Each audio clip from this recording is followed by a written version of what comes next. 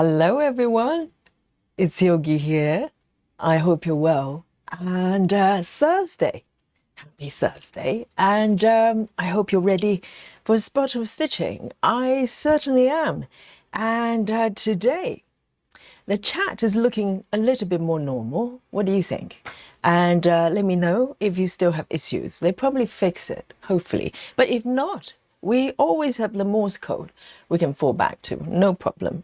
No fear, okay? And so today, I'm working on this beautiful piece, Sleep Time. And it's by Ciro Marchetti. And let me show you the markup. Oh, I love this markup. I love this design so much. And look at this. It's just a picture of tranquility, the peace, and coziness. And it's full of sort of really gorgeous, lovely forest animals. And we have squirrel, we have fox, we have kitty and a dog, an owl and a red bird, probably something else hidden in the background as well. And as I'm stitching, I'm going to discover them one by one. And those red mushrooms are so much magic mushrooms. And so this piece I started from the New Year, really, New Year's Eve. We did a 11-hour marathon.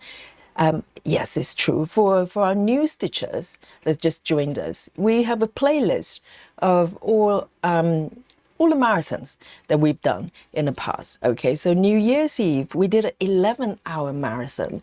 And this was the piece I started. And right in front of you. So let me show you my app here. So I started from the upper right, which is... This is probably the only piece I start from the upper right. And the reason being, let me just show you what's happening here, okay? There's a little squirrel waiting for me. Can you see that? Because I looked around the entire piece, left, right, and center, and only two locations kind of, I was really drawn to. I was very close at starting from the center top there, where the tree house, the rooftop starts. And I was, kind of trying to decide where to go. And I decided to go for upper right because I decided to stitch with color flow, which works better if you start from the corner. So, and also, I get to meet the squirrel there pretty soon, hopefully. And so this is where I am. And if you've been following this piece, the last session I did, I was officially in the squirrel land, okay? These brown stitches, they don't look that remarkable, but they're actually part of the squirrel. So I'm very, very happy that I'm finally there. And of course, I'm going to go back and stitch the background area bit by bit, but I cannot wait to get to the squirrels. So the numbers, here we go. Let me just quickly erase my last session, okay? Clear the crime scene. So in terms of the progress, I'm currently at 0.61. And the reason being, if I haven't mentioned already, this is a max supersized max color. So a lot of stitches than my usual pieces. And this is the first supersize I ever had. So this is a brand new experience. And the number of colors, max colors, yes, 239. 239, just one color short of the maximum 240. Okay, so I am going to start a new sprint here right in front of you, and this counter is going to capture all the stitches I'm going to make today, and let's see what happens today. And hello everyone, welcome for joining me today, and let's have a look. Who have I got here in a chat with me? So we have Sarah. Sarah is coming, offering a new piece of wisdom. Sarah says the beautiful thing about life is that we will never reach an age where there's nothing left to learn, see, or do. Absolutely. Every day is a new day. I'm learning so much, with you every single day, and I'm sure that will never stop. And yes, live and learn, as they say. Thank you, Sarah, for a wonderful quote today. And we also have Maddie as well. Maddie Needham, and says, hi everyone, I hope my message can be seen today. What do you mean, Maddie? Where are you? I don't see Maddie, do you? And yes, I can see you, Maddie. You're right here. Hopefully everything's kind of back to normal. No problem at all. Yesterday was great fun as well, isn't it? And and we have Rajal as well. Rajal says, hello everyone. Hello to you, Rajal.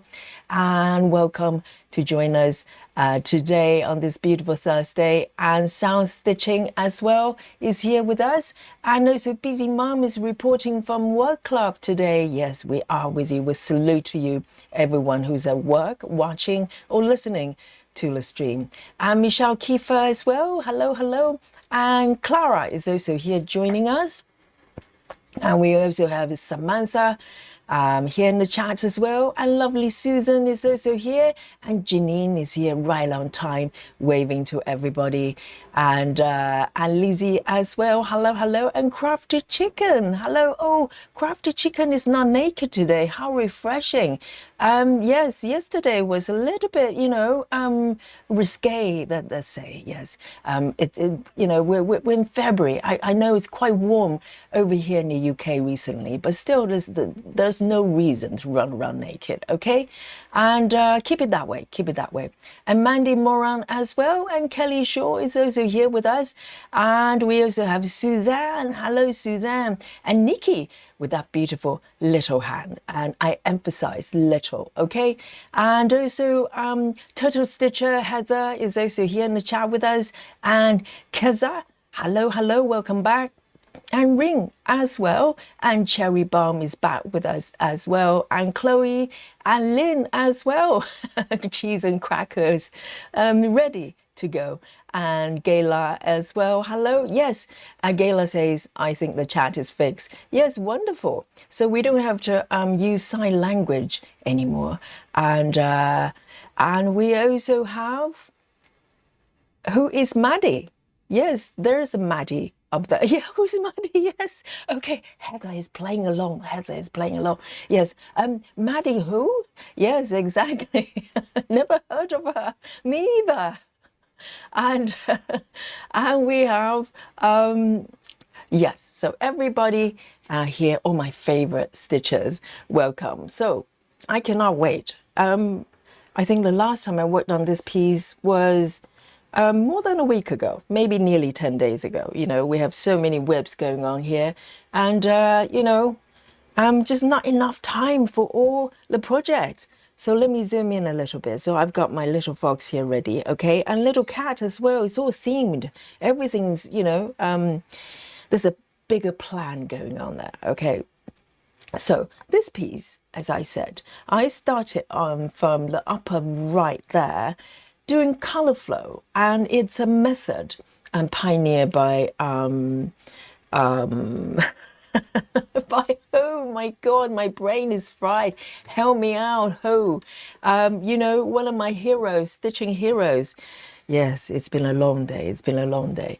Gemma, of course, Gemma. And Gemma, one of the Gemma's methods. And I've been enjoying the method thoroughly, and it's working really well. But now it's time to, change it up a little bit. It's quite normal, and quite frequently I change method just to freshen things up a little bit. So at this stage, in order to get to my little squirrel, to cheat a little bit, to get ahead, I had to kind of stitch slightly out of order. So this shape is slightly unconventional, I know, but I will come back and do the groundwork for sure. So I've decided to transition to mini cross country in order to reach the squirrel zone. here. So this is my plan today. I'm going to continue. So I think the last session, I cleared up a few part threads here. And today I'm going to keep moving forward. I'm not trying to clear all the part threads, okay? I will do so as I get to the areas, you know, to the sky or to the tree. But today I'm going to put, of course, I'm going to focus on the little squirrels here. And so I'm stitching on 25 count and 1/1 with DMC. Okay, no problem there. So let me just adjust my fabric here and bring on my work mo. So there you go. There's a little markup there for your reference. So I am going to pick a color that I can warm up a little bit. So this area, the squirrel zone, is looking slightly more, not so much confetti. This chart has not been very confetti up to, you know, to this point. I mean, the tree part of it, the tree trunk is a little bit, you know, a few more color changes, but overall it's not too bad. But I just want to pick something that I can just ease in and warm up. So I am going to pick this one. Let's have a look. Oh guys, I am going to start with 310. Okay guys, this is the good old tradition for a lot of sessions we do whenever we can. We stitch 310 to warm up. Here we go. So I've got one part here already, and this will be the start. And guys, let me know what you're stitching with me. Okay, yesterday it was like a quiz, you know, night that I had to guess what you're doing, and I think I did pretty well, didn't I? I pretty much got all your comments, all your emoji, Morse code. I think I was doing really, really well. So it means that we're connected. We're connected. So I totally get what you're saying, you know. So let's have a look. I'm going to start here. Just adjusting my fabric a little bit. It's looking a little bit weird. Let me just turn it. Yes, that's better. And maybe zoom in a little bit as well. There you go. Auntie Crazy has joined us. Hello, hello. And I know squirrel stitching, Samantha. We have, you know, bunny stitching, squirrel stitching, and fox stitching, you know, with the traveling library. It's all kicking off with the forest animals. Seriously, they're taking over.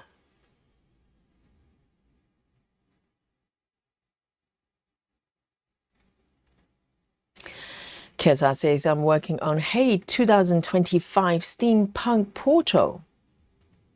Ha. It's beautiful, but so much confetti. Yes, it comes with beautiful chart most of the time. It doesn't mean you need to have tons and tons of colors to make a chart beautiful, but some markup, some design really helps with more colors for sure. So I'm doing mini cross country. That means at this point I'm not doing color flow. Okay, so just slight change of the method, and I can always go back to color flow whenever I want. So, you know, it doesn't matter how you stitch a piece as long as you're stitching.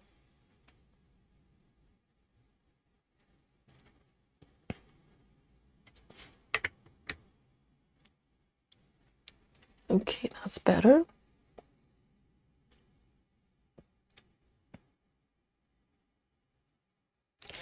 Suzanne says, I started a Neko hotel last night and I'll continue to work on it today. You nearly got it with cat hotel. Me?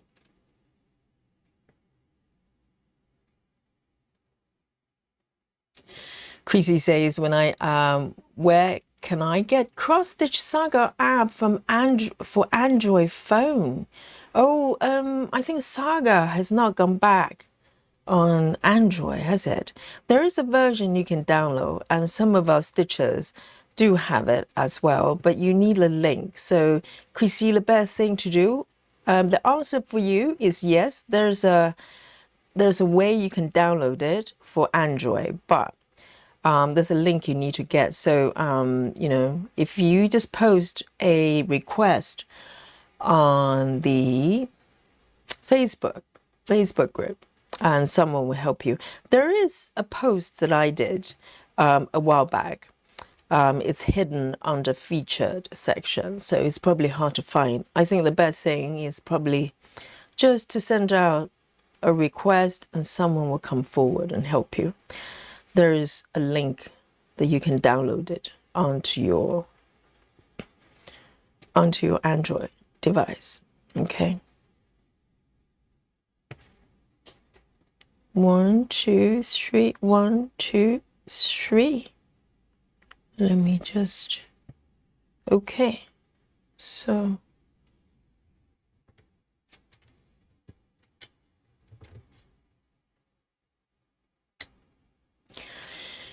Oh, Ring is reporting from work club as well. Ring says, I work right now, but I'll be doing Hey Sao Cottage when I get home. Yes, I bet you cannot wait.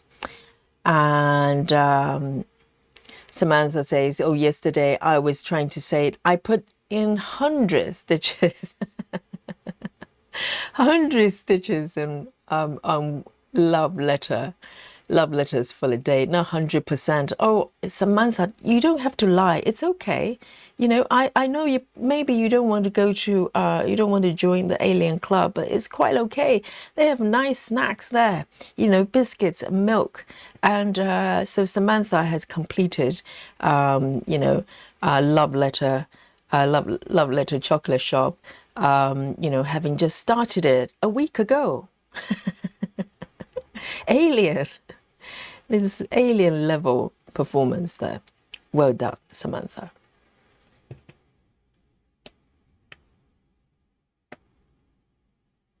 I'm trying to do a May 51 finish. I try to do it whenever I can. Okay, so this is my 310. Let me have a look. Where should I go next? So I will come back to the background here and fill it up from time to time. But let me have a look. Where should I go next?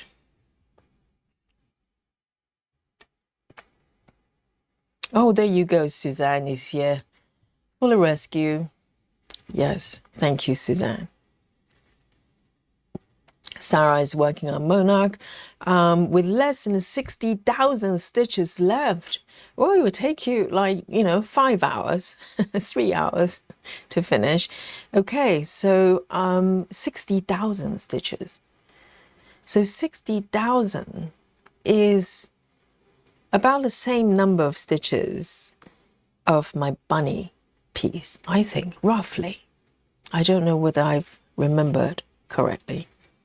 Okay, I'm going to just pick this one randomly because I have it right here.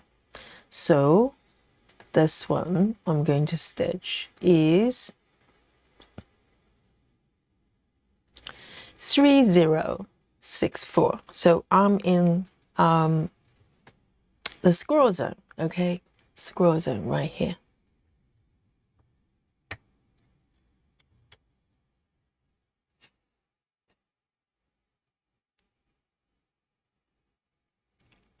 So Sarah is going to take about 3 months. But Sarah is so disciplined. She has a focus piece, she has side dishes, and she puts in a lot of stitches every day.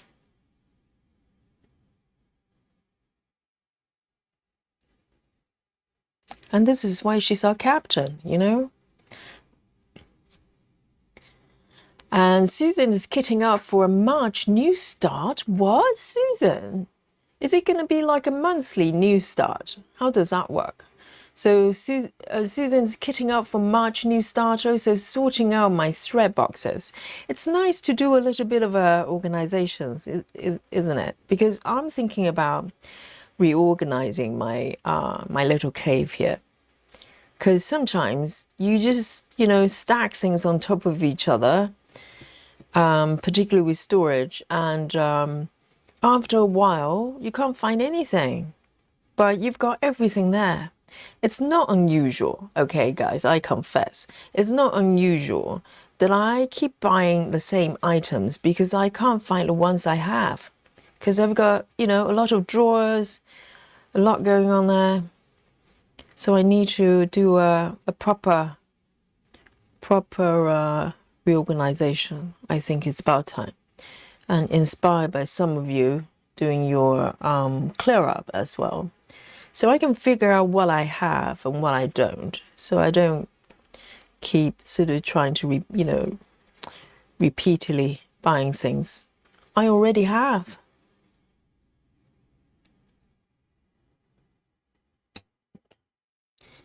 Janine says, I'll go back to Neko Hotel once I get a few more colors. So Suzanne is working on Neko Hotel, and is that the same piece Janine's working on as well? I have not seen the mock-up. I keep hearing about this piece. I need to see the mock-up.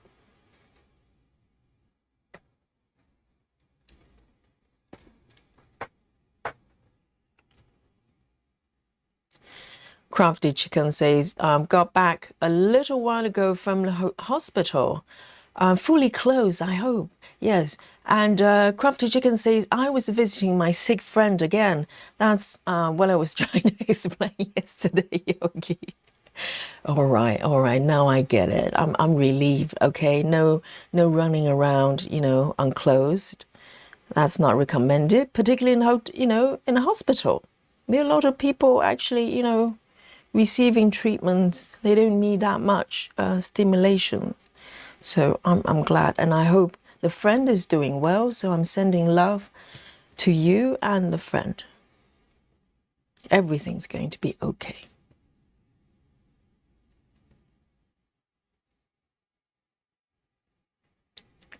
Kelly Shaw says, I'm working on traveling library, drinking a Diet Coke. Kelly, I'm actually, what shall I say? I was slightly addicted to Diet Coke, and to the point I was slightly worried because, even though there's no calories, there's sweetener involved, and I was slightly concerned about the amount of sweetener I was consuming. So I have not drank Diet Coke, even though I love it, for probably about 3 months now. And I'm surprised I have not had some sort of withdrawal symptoms, because I have been drinking Diet Coke for quite a while. It's my guilty pleasure. 1, 2, 3, 4. 1, 2, 3, 4. But, from time to time, I kind of miss it a little bit. But I'm glad I'm not kind of addicted to it. You know what I mean? When you physically need it. I think I'm just emotionally needing it. I just love the fizzy drink. Maybe I will have another one when it gets a little bit warmer. Maybe in the summer, I'll treat myself one Diet Coke.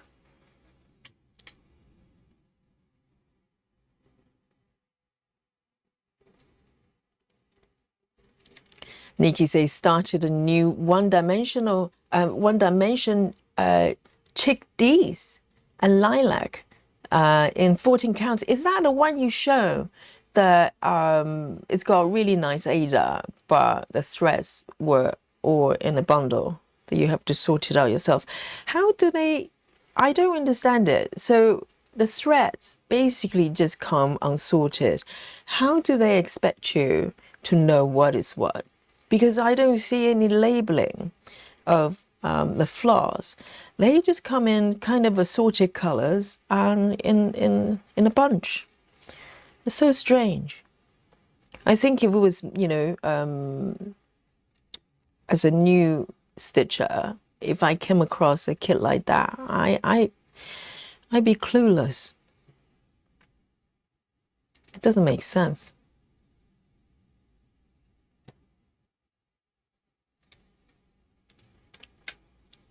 I'm stitching Squirrel, okay? It's official.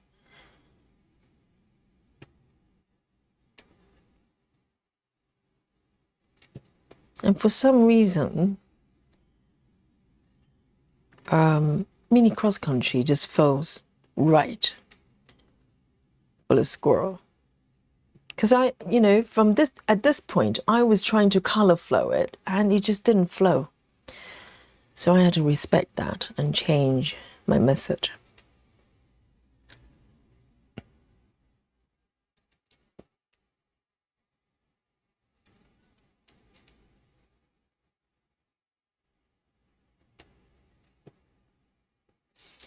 Hello, Love Drunk. Hello. Welcome.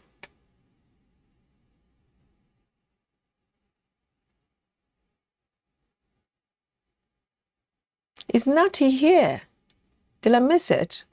Natty, if you're here, hello, hello. Yes. Any one of you, if I missed you in the chat, just give me a little wave.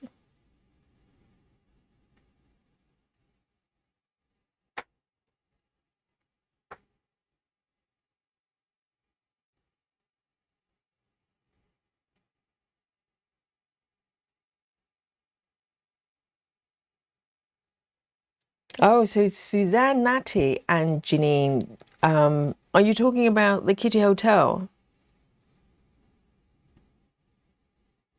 That sounds like fun.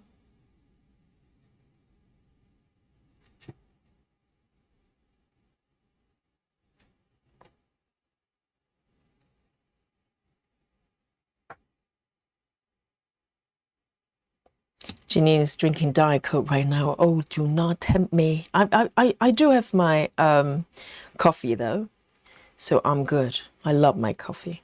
Thank God. My coffee does not have artificial sweetener.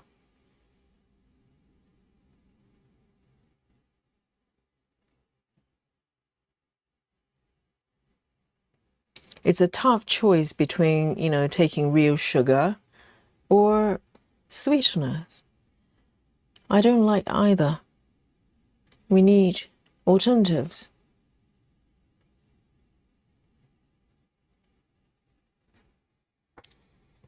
Let me take a sip of my coffee. Kelly Shaw says, I even have sweeteners in my coffee. Yeah, well, I suppose there are different types. The type that's being used for Diet Coke is not great. There are other ones. They're probably slightly better. I have no idea. Just have a sip of my coffee. Nikki says they gave me a floss card and it wasn't bad. It showed a number of the thread and the thread isn't crunchy. Yes, that's what I kind of noticed that, because every time I see the picture of those dimension kits that come with just unsorted floss, the threads look quite soft, slightly almost floppy. So very different kind of feel to the sorted ones. So they do number them, do they? So they're not going light blue or olive green, that kind of cryptic description.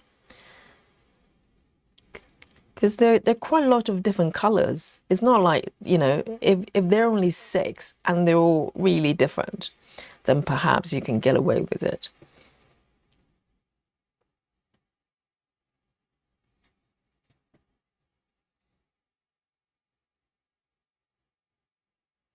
I am going to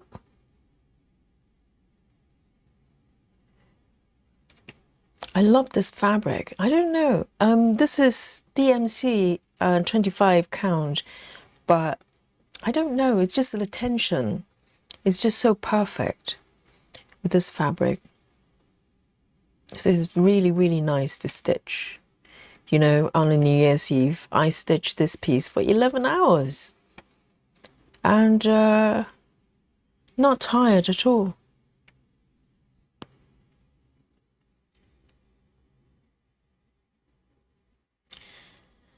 Cherry Bomb says, I wish I could drink diet soda. It tastes so bad to me and can cause migraines. Oh, right. You don't like the taste. I love the taste. And if you're having migraines because of that, it could be, I don't know. It could be just all the stuff that's in there. I have to confess, you know, I love Diet Coke, but I know it's probably not the best thing to put in the body. So, you know, I was slightly worried when I decided to just have a, you know, go cold turkey because it's got caffeine after all. And I thought I was going to get some sort of a withdrawal, symptoms. But I think probably because I'm drinking coffee still, so it's kind of okay. But it's been a few months, so I think I'm good.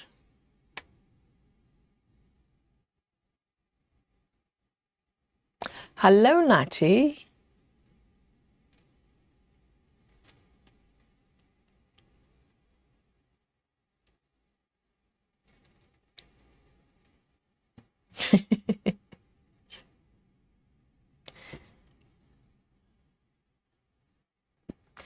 Michelle Fuller, darling. Yes, Michelle says, hello. See, we're using our words today. Yes, today we are allowed to communicate with human language, which is quite refreshing.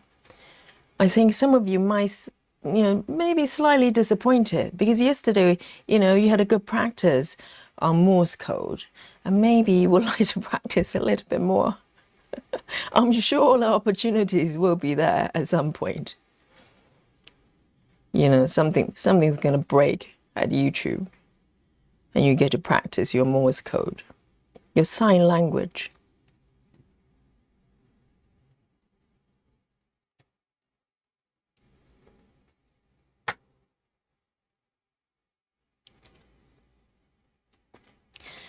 Lynn says, Yogi, I work with a nurse who drank full sugar Coke. She cut it out and lost about 5 stone. Wow. She cut down the food portions also. I think, you know, that's the problem because you have to choose between two devils. One is real sugar, which is terrible. And then it's artificial sugar, which is also terrible. I don't know. What's the alternative? Do we have the third option? Yes, I presume because, you know, with that kind of sugar and also caffeine as well, it's very addictive. I've heard people, I've seen documentaries of people who are very addicted to full fat Coke because it's just pure sugar high. And, you know, if you stop drinking it, you probably get some sort of a sugar crash. And it's not nice.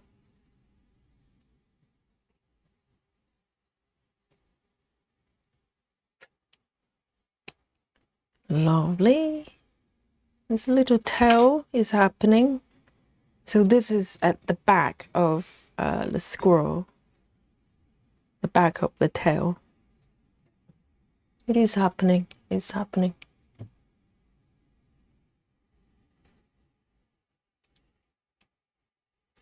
Craft Chicken says, I don't drink fizzy drinks at all. I don't like how they felt in my mouth.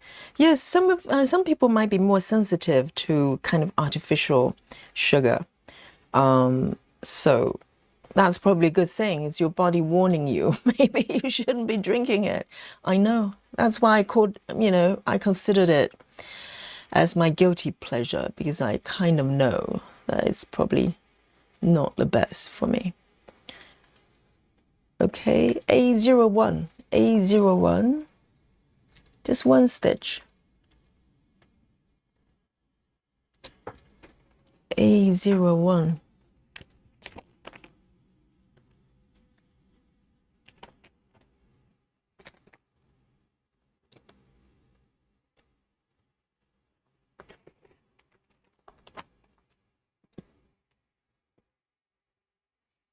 Natty says, I worked on Necker Hotel last night for my Stitch With Me video. I love that pattern. We need 2 more people to start with.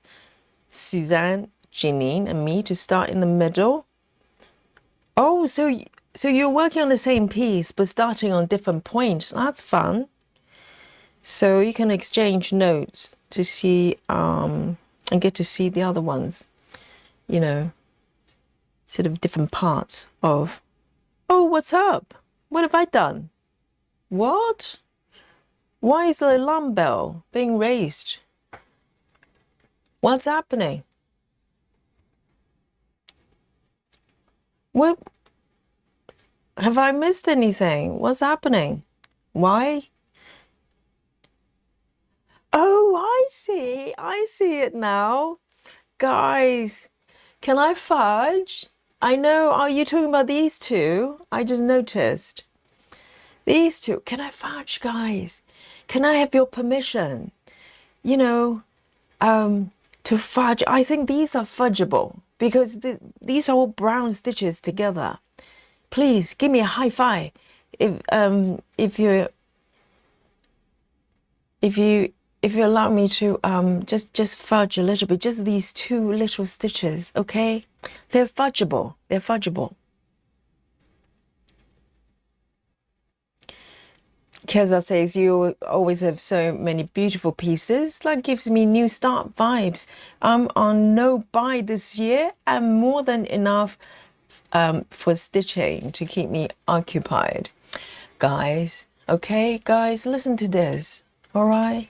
We have heard stuff like this before. You know, we've been through this with many stitchers, and they come to the chat and go, hey guys, you know, you've got some, you know, nice pieces, but, you know, no new start policy. I mean, Keza, can you have a chat with Natty, okay? See what happened to her.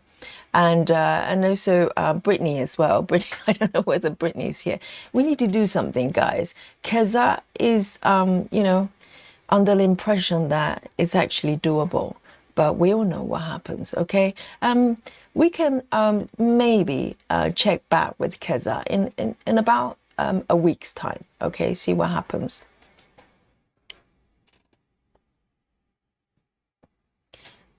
Yes, do I have your permission? Oh, thank God, yes. And no calamari, indeed. And compassion. Okay, bring out the fudgy, and compassion for stitchers under this kind of, you know, situation. All right, I'm going to fudge this. You won't be able to tell. You won't be able to tell. I promise. Okay. Well, at least you're paying attention, you know. Sometimes I just miscount like entire block and no one notices, you know. Just saying. Ooh, this one snagged. Don't know why. This one doesn't like me.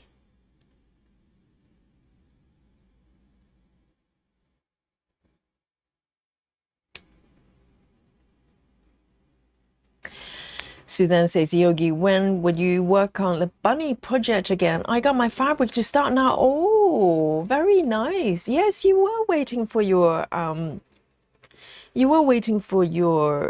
fabric, weren't you? In a couple of days, I hope. So let's see, tomorrow Friday, and we can do it on Monday. How's that? Can you wait? Yes, because I only worked on it maybe a couple of days ago. So maybe on Monday start. How's that? Oh, you know what? Talking about Monday, guys, I need to give you an update, okay? Yes, maybe Tuesday. Suzanne, can you wait till Tuesday? And you can cheat. I wouldn't blame you. But if you like to start with me, you know, then Tuesday will be the day. So going forward, Monday. Okay, so Monday, I am actually taking on a 3 month cover, okay, for a teacher on Monday evenings. Okay, I have 2 classes the Monday evenings, quite late. So, and it's kind of the cover, you know, this kind of cover that's really important, because if you're going away for 3 months and if no one is covering your classes, it's really bad. So I stepped in and I'm going to help out. Okay, so so from this coming Monday, for 3 months, it's going to be a week to week basis. There may be weeks that when I come back, if there's still battery left, okay, if my battery is not completely flat and I feel like spot of stitching, I will come on. But I will come on a slightly later time, a little bit like previously on Mondays as well. We started late, so it's a little bit like that. But if for any reason on Mondays I won't be able to do it, then I will give you a notice. So Monday, for the next 3 months, it's going to be kind of week by week basis. But Fridays, as usual, Fridays will be off days, okay? But Mondays for the next 3 months, and I will let you know week by week. But if we do a session on Monday, it's going to be slightly later. So, you know, some of you might miss out, unfortunately. But that's just going to be the way it is. So just to give you a heads up. So Suzanne, maybe Tuesday?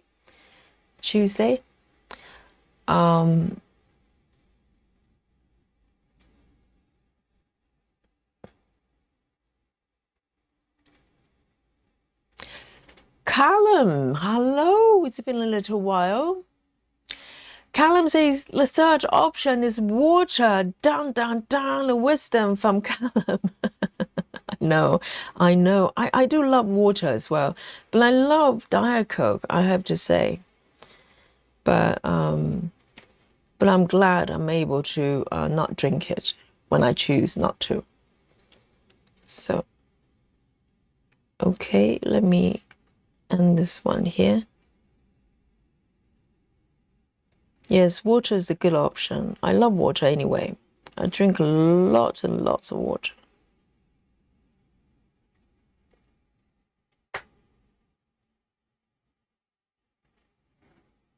Samantha has got the Lowry stand. Oh, nice one. Samantha says, I bought a Lowry stand and a 17-inch. Oh, 17 by 17-inch Q-snap frame. That sounds quite big. Yes, the thing is though, Samantha, if you're using sort of large Q-snap with Lowry stand, I recommend that you get a different attachment. Let me see if I can find it. I can show you. You've probably seen it already. So by default, I'm trying to find it because I haven't used it for a little bit. Okay, I've got it. So Samantha, by default, the Lowry stand comes with the standard attachment, right? You probably know. Let me just show you here. Okay, but there's this one as well that you can get.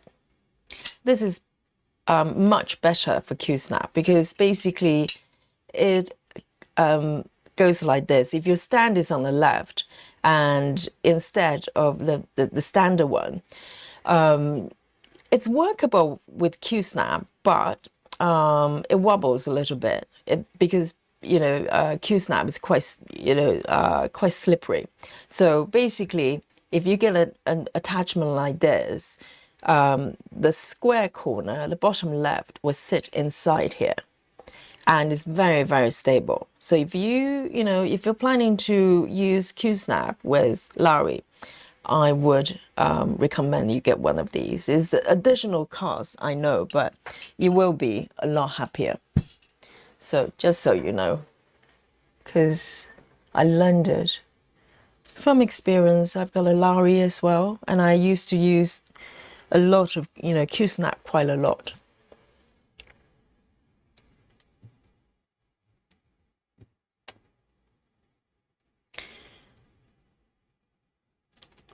Suki, hello.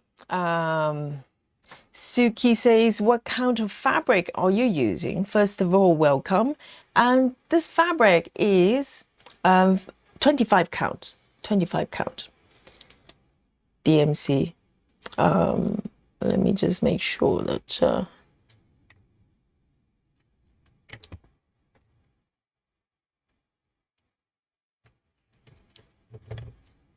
zoom in a little bit more.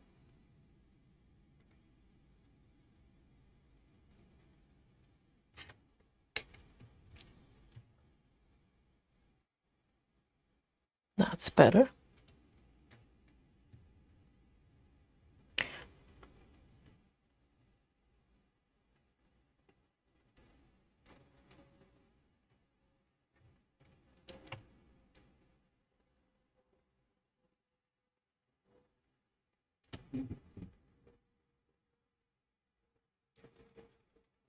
Because I says my husband just looked at me with a stern face and said no.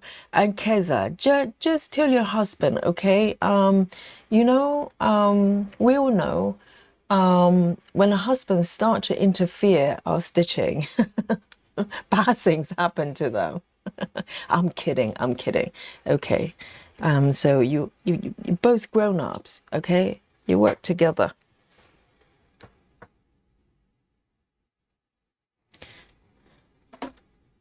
Maddie says, have you frogged the Gecko Rouge project? Oh, Maddie, you just have to mention it. Oh, dear. I'm trying to erase that from my memory. No, I think I tried to frog for about 10 stitches. And that's when I realized how tricky it's going to be for 28 counts. So, I'll probably just do a few stitches at a time and just move on to stitch other areas first, because it's a big project, it's a large piece, very large piece.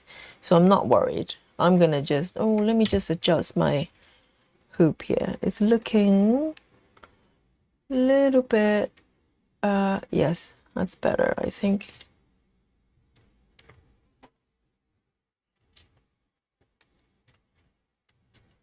No.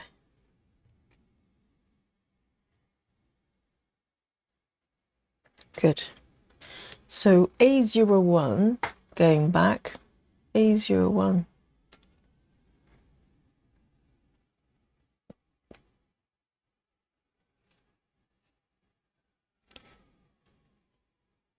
Yes, Suzanne, so it's a date, okay, Tuesday.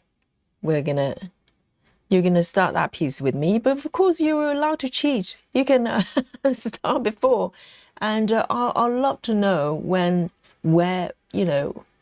which part of the chart you're going to start the piece with. Okay, let's have a look. Next one, 3721, 3721.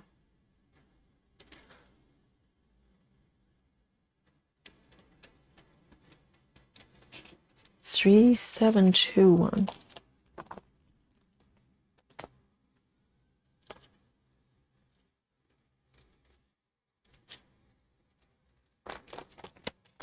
So it's burgundy. 3721.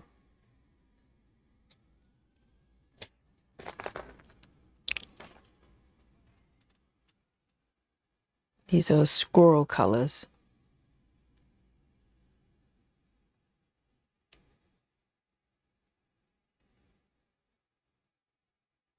Ginny says, what will we do with no yogi on Fridays and Mondays? So Mondays would be, I'll give you update on sort of week by week. There may be streams if I come back and I still have, I'm able to stream, then I'll love to do it. But I'll let you know. I might just appear out of nowhere, like the other day. Just suddenly go online. But only for 3 months, only for 3 months.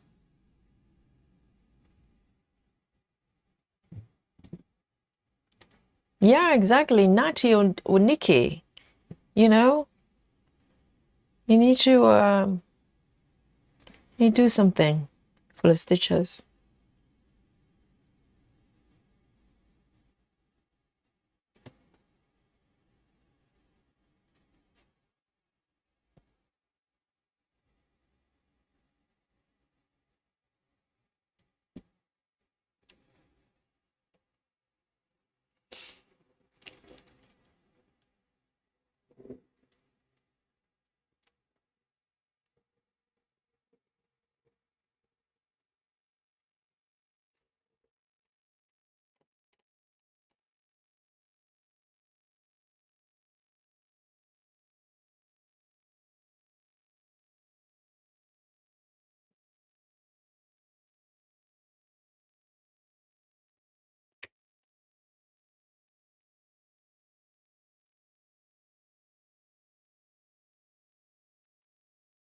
We just zoom in a little bit more. This is the proper squirrel zone.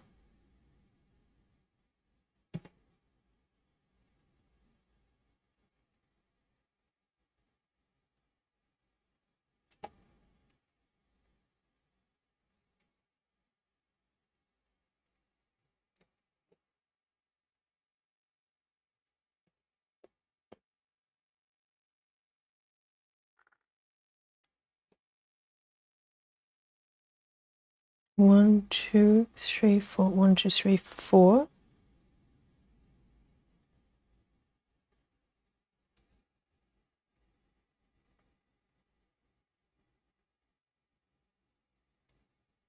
So Nikki is doing it as well. The cat hotel. Nikki, how many new stars have you got this year? Have you counted them?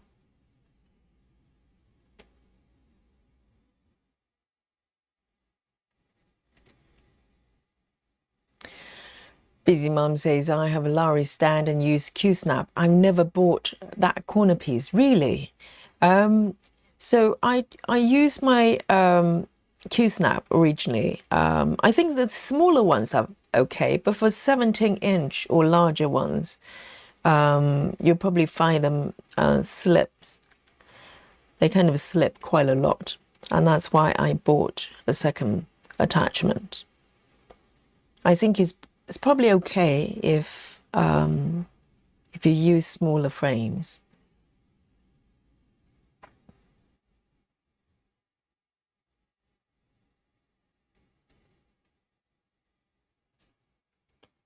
So Samantha, you can always try with the regular attachments, see if it works for you. But I think with the larger Q-snap, you need some support to keep it stable. Otherwise, it's gonna wobble quite a lot.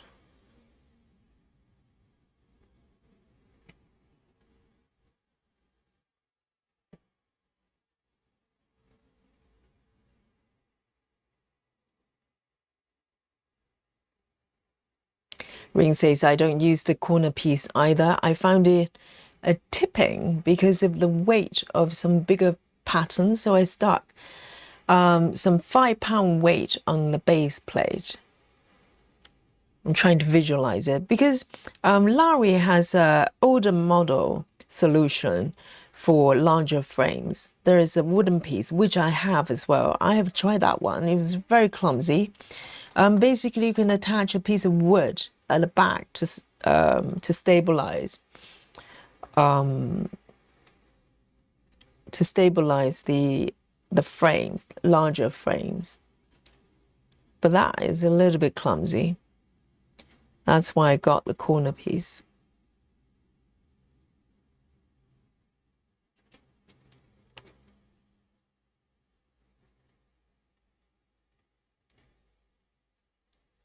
Let me go back here. Block.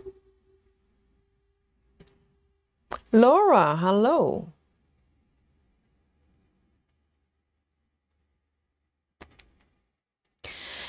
Callum says, Yogi, I was always here watching. I'm just wondering if you have plans to show us your craft room. Yes, it's going to take a little while. I wouldn't say it's a craft room. It's basically a spare room with all my, it used to be a lot of, majority of it is kind of knitting stuff. And then now it's turned into everything. It's going to take some work to get it done. Heaven knows. It's not going to be as fancy as Busy Moms. Busy Moms craft room is very nice. Mine is really just a spare room with my stuff in it.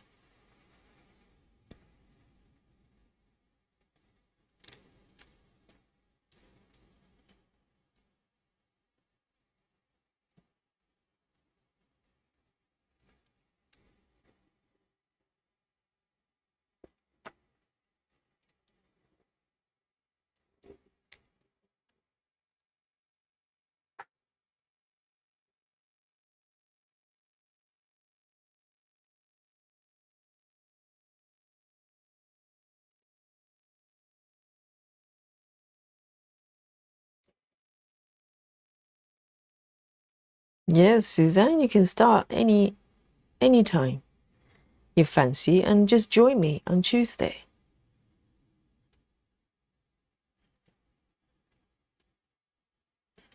It's a lovely piece. I love it so much.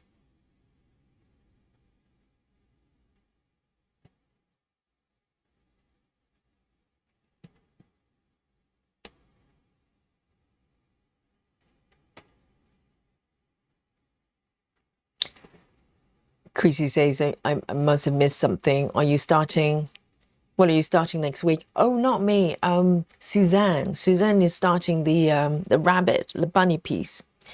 And Suzanne would like to stitch with Yogi. So it's going to be Tuesday. But she might, start a little bit early. Why not? Start at any time you want.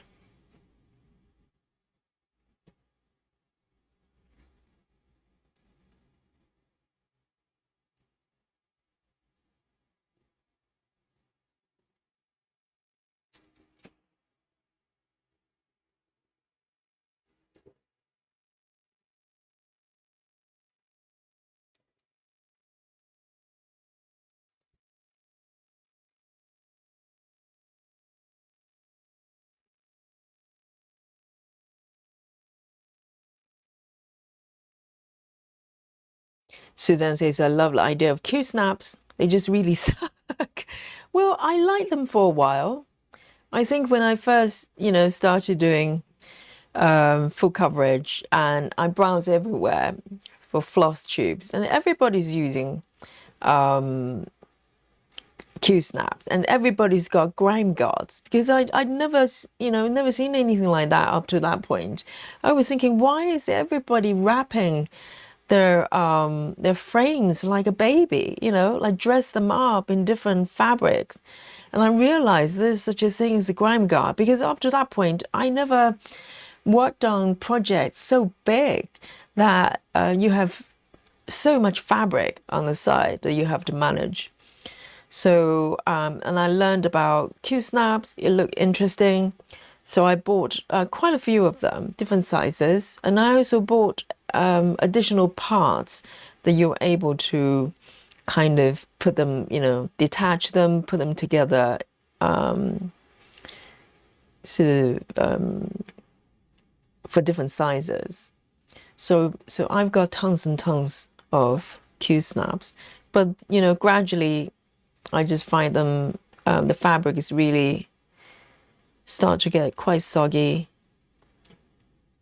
Not soggy, saggy, because, you know, I just wasn't able to tighten the fabric the way I wanted. So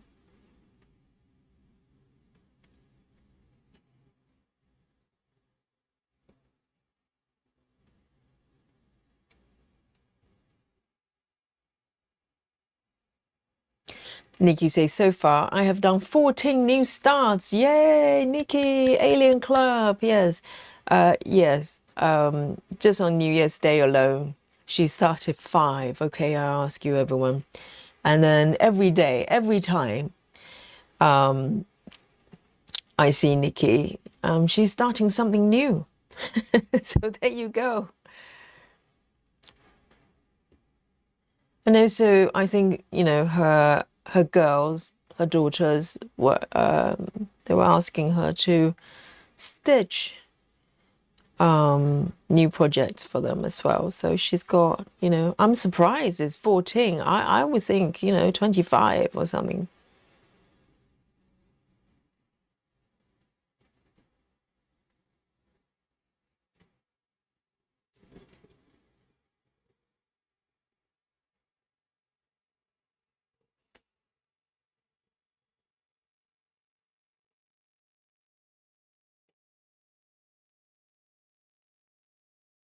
Nikki says, I have 5 more I need to start. Just prep the fabric.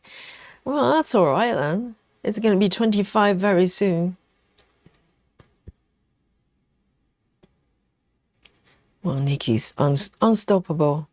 Okay, I'm going to stop here. I don't want to wander too far.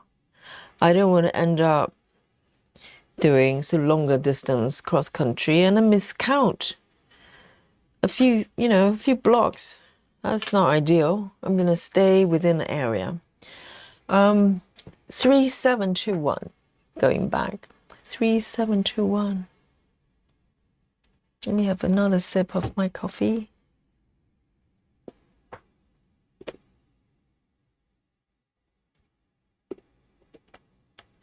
Crafty Chicken says, cross stitching has become a huge part of my life now. I started 7 years ago and have not stopped since. I've been knitting and crocheting for over a year. And a fun game, guess how old I am. Guys, go for it. Be nice. Yeah, well, Crafty Chicken could be 20. You know, who knows? You could start at age 12.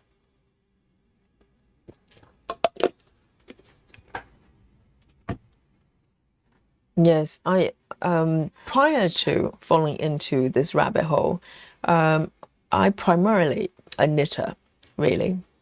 I kind of dabble. I did a bit of everything, you know. I did a bit of sewing, a little bit of felting, but mostly knitting. And now it's mostly stitching. So there you go. I'd love to knit a little bit more, really. At least finish my blanket.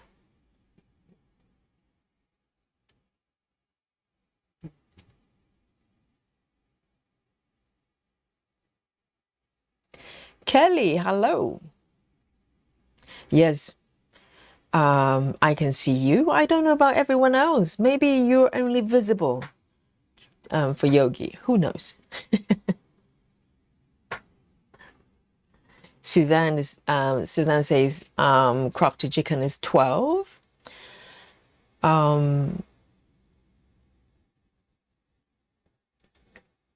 Natty says 35.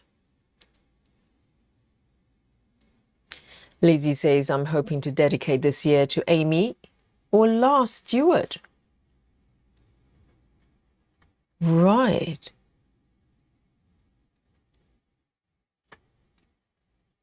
And Lizzie, are you starting Once Upon a Fairy Tale?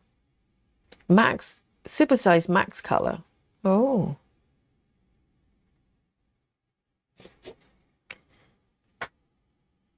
That's a very popular piece.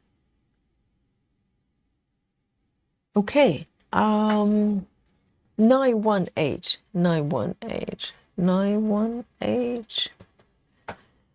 Let's have a look. 918. I'm trying to, stitch in order, not to jump around too much. 918.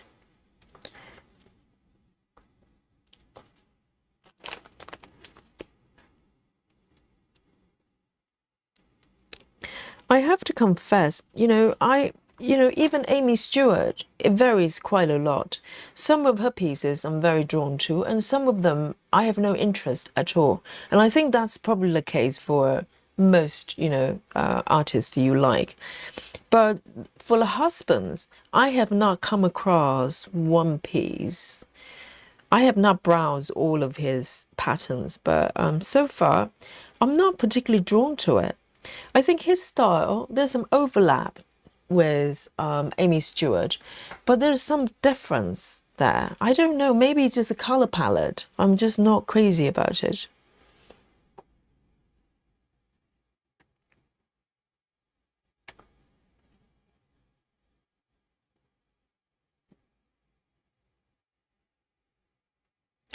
Hello, Rose.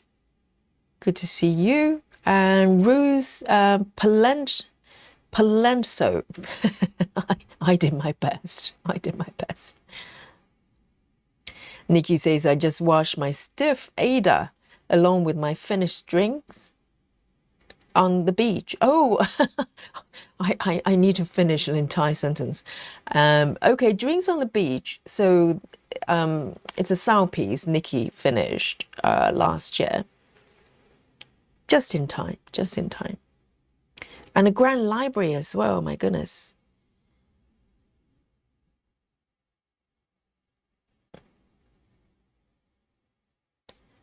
So, Nikki, just the way.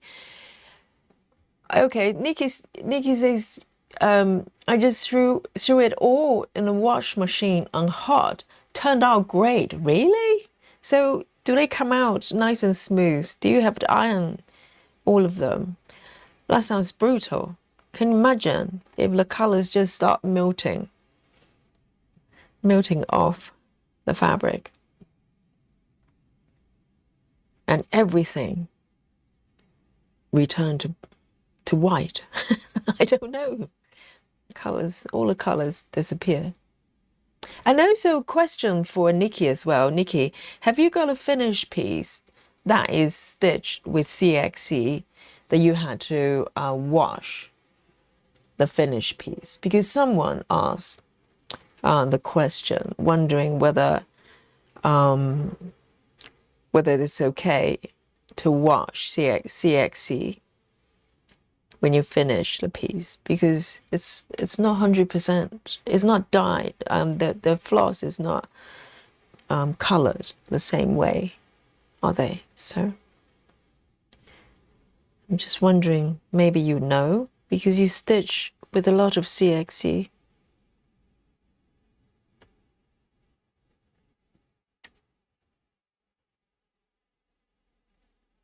Okay, I'm gonna end here, trying to be good. It's very tempting, just keep going, but I'm not going to do that.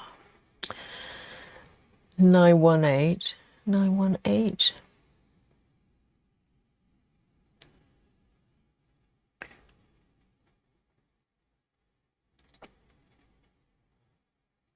Janine's posted, oh, the cat library on the Facebook. Let's have a look.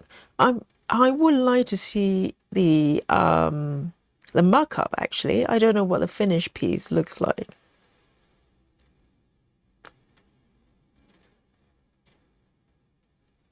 Let me have a look. Oh, this is fun. So this is the library. Am I looking at the right one? This is a cat hotel. Oh, this is fun. Hang on. Let me just show you. No. So this is from Natty. So this is the piece. Let me zoom out a little bit. So it's very kind of I wouldn't say cartoony, but anime style. And how large is it? Is it confetti? Because it looks like a lot of kind of slightly flatter colors, all the beige here. This is quite fun. Yes. So this is the cat hotel. Very nice. And Janine, where's your post? Oh, this. Okay, so this I have seen. I didn't know what the full piece looks like. That looks nice. It doesn't look too confetti. Doesn't look too confetti. I think just the style of the artwork is probably, hopefully, not very confetti. That looks like fun. Thank you for sharing that.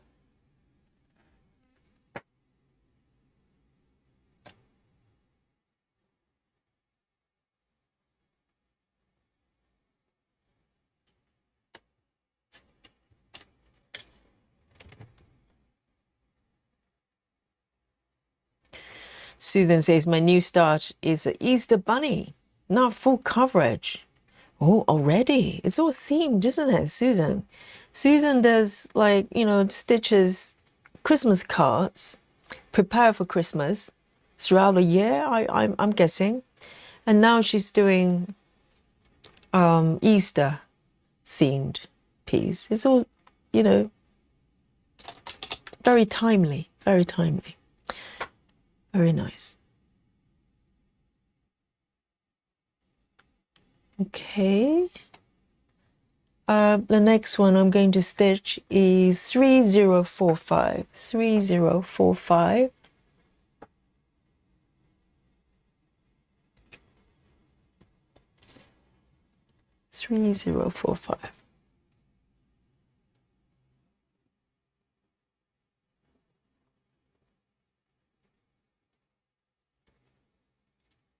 Okay.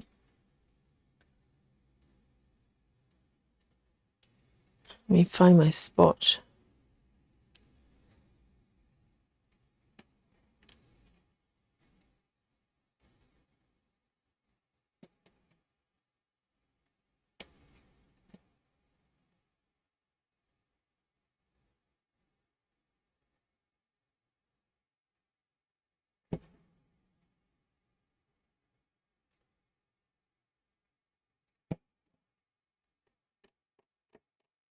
There.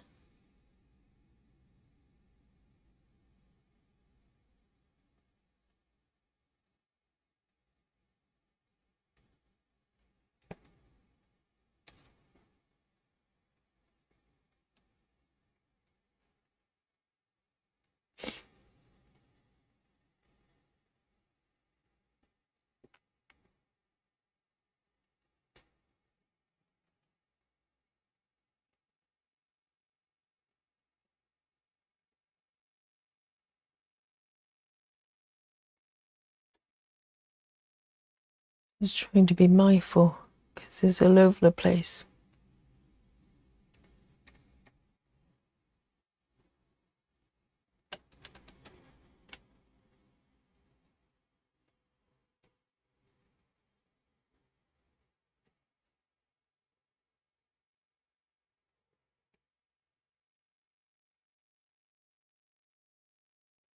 So crafted chicken is 24.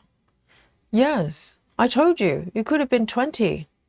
Because, quite a lot of us started doing crafts and stitching quite young. So 7 years, you could easily start around 12, 13.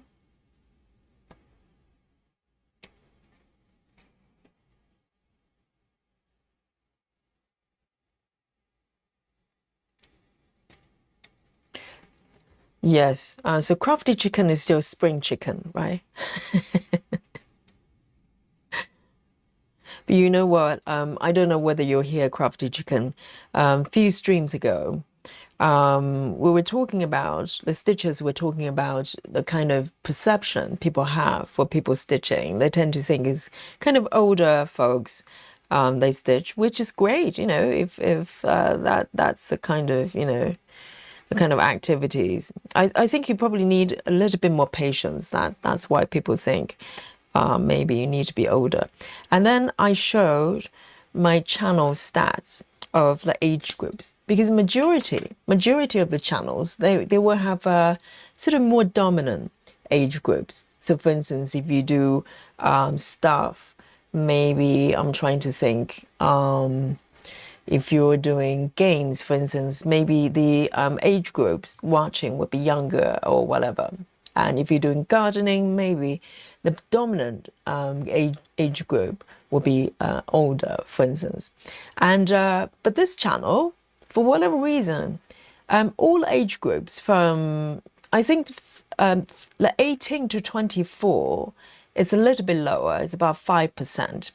The remaining from 24 up to 65 plus, there's separate categories, all of them pretty much equal.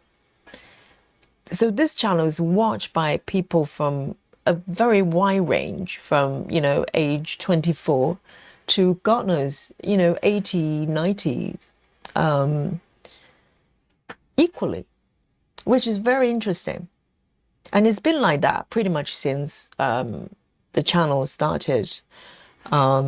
So yeah, I suppose, you know, it probably just means that everybody is interested. There isn't a kind of stereotypical profile for stitchers. You know, we're so different, from different walks of life, different age groups, but we're here. I have a little bug there.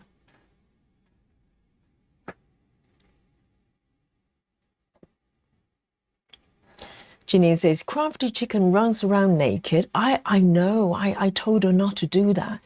And Janine says, so I'm going to guess she's confident in herself. So I'm guessing about 55.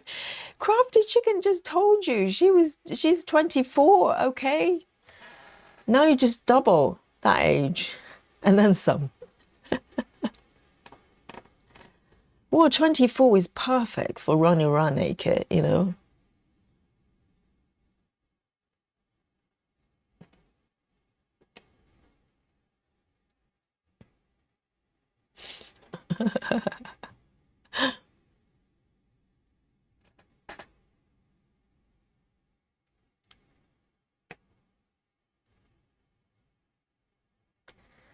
So I was pretty close. I said, you could have been 20.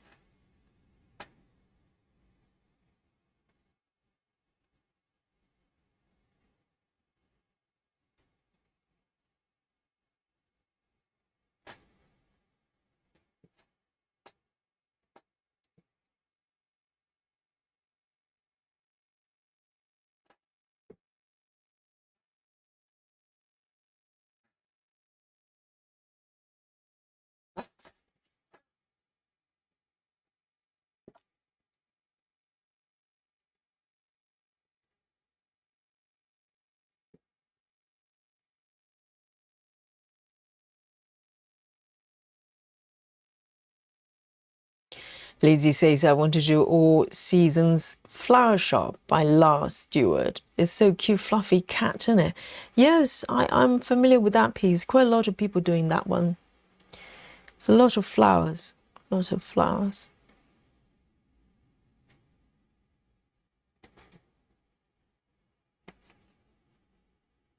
Do you think they exchange notes, you know, Amy Stewart and Lars? Do they go, hey, you know, I've got this piece. Can you like work on it and just finish it off? I don't know. Because their styles, particularly with some pieces, they're very similar. Slightly different, but very similar. 3045. 3045.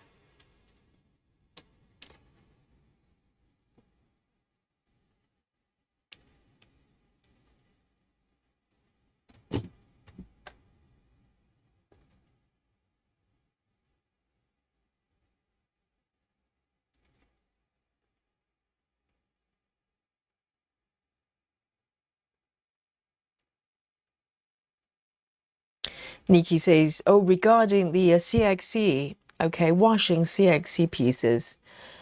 Oh, that's true. The drinks. Yes, the drinks on the beach is CXC tent on 32. And so washing with in hot setting is totally fine. That's good to know. Because I think, you know, some stitchers worry that colors are going to fade with CXC.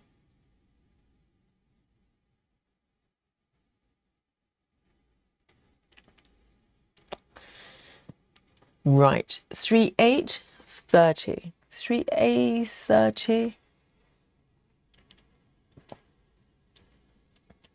3/8, 30. Squirrel color, for sure.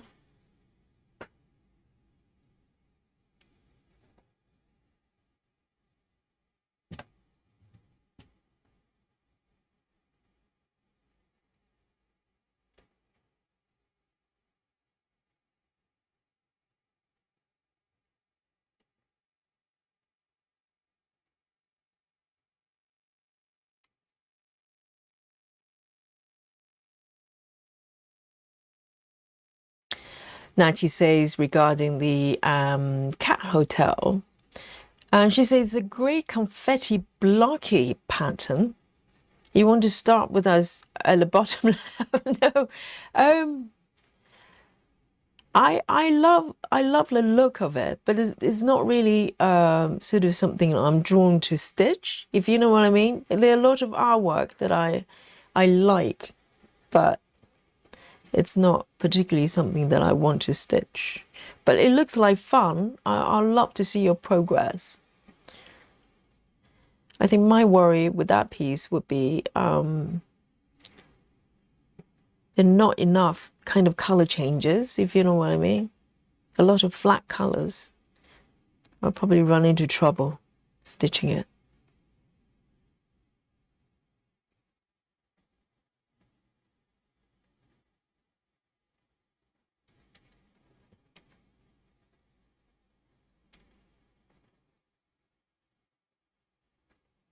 I'd love to see your progress.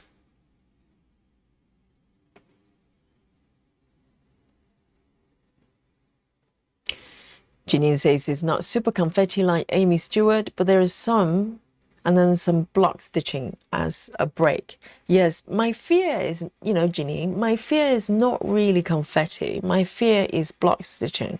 I think that will probably be more challenging for my mind. So I try to find patterns that I know there will be a healthy amount of color changes.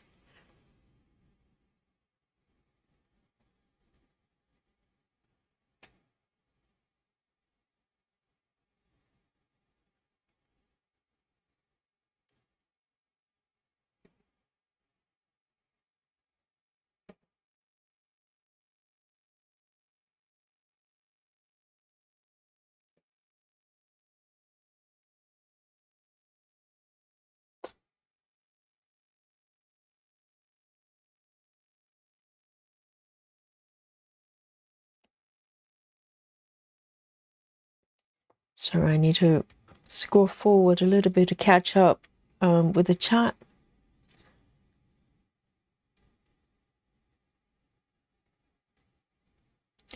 Hey, Chloe, welcome.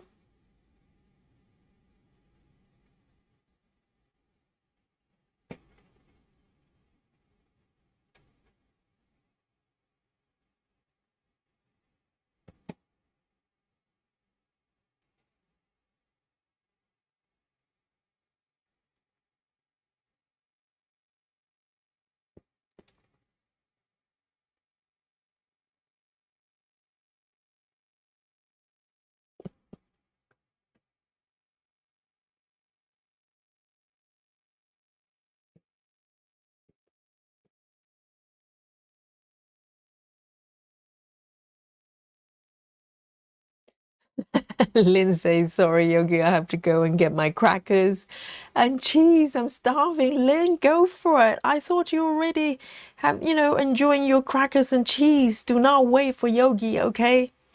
Go for it.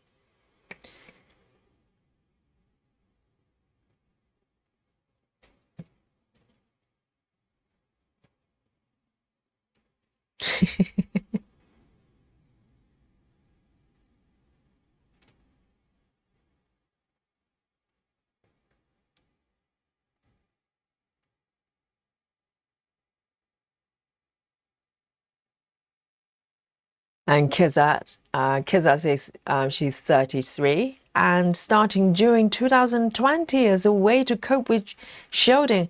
Well, same here, and Kizat.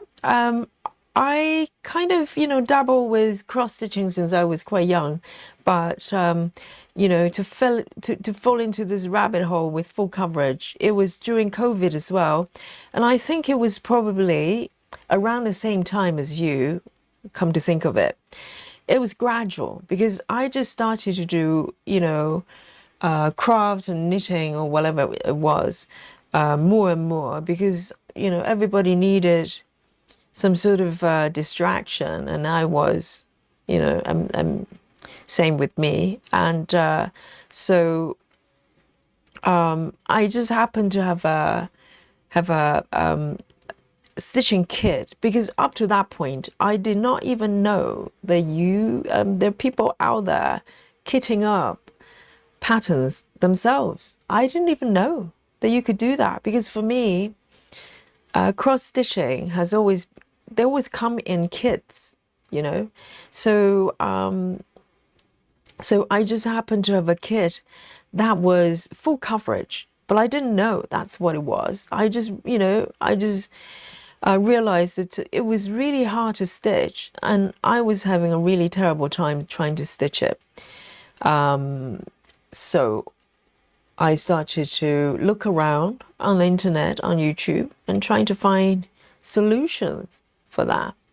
And lo and behold, I realized there's a whole bunch of stitchers out there buying patterns only and buy threads and fabrics separately. No idea how to do it. So I had to kind of learn bit by bit. And here I am. So, I kind of started this journey around the COVID time as well.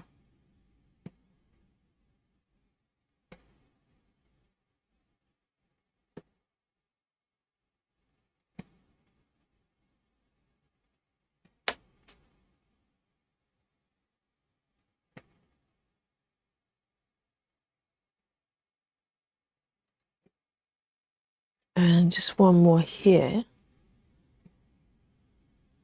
I'm going to end my threads.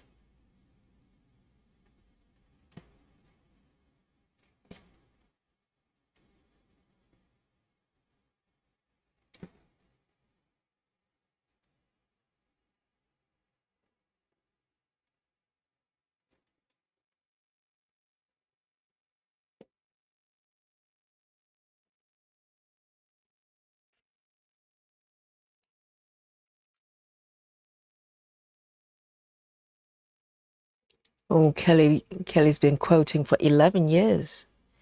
I'm hopeless with quoting. It just doesn't flow with me. I tried. I have done a few projects, but I just have not really found a flow with it.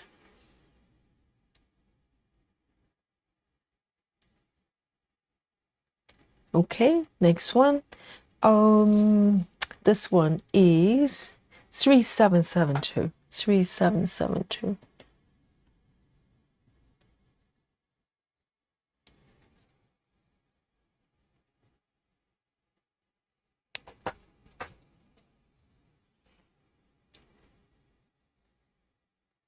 Oh, Lizzie as well, during COVID. So prior to COVID, did you not cross stitch at all? Or maybe you're a little bit like me. I think majority of people who like to make stuff probably at some point have done cross stitching. And I enjoyed cross stitching, up to that point, but not as much as now, because now it's almost like I crave for it. You know, every day I stitch with you, and whenever I have a moment, I just want to pick up a project and stitch. I just, you know, I'm finding a lot of peace when I'm stitching.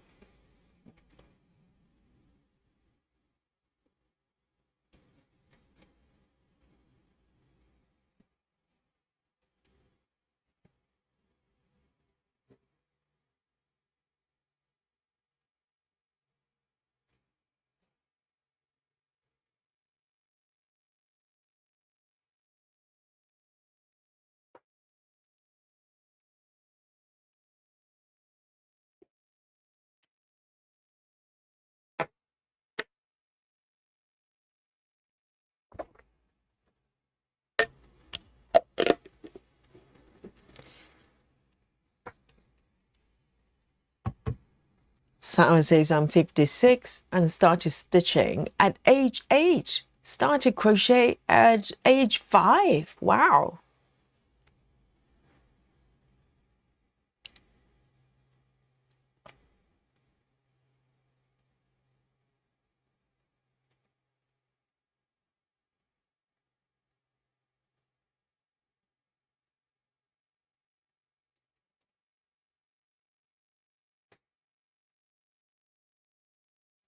Where am I? Here. Let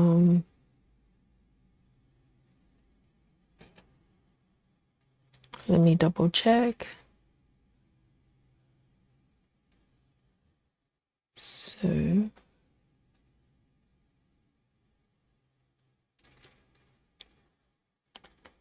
missing something here. 1, 2, 3. Okay, got it. It's sometimes it's really hard to read with Saga when there are a lot of stitches kind of next to each other. Like this one, you can see quite a lot of same colors, and because of the border, somehow it just makes the chart very hard to read. So sometimes I have to turn off the border in order to read it properly.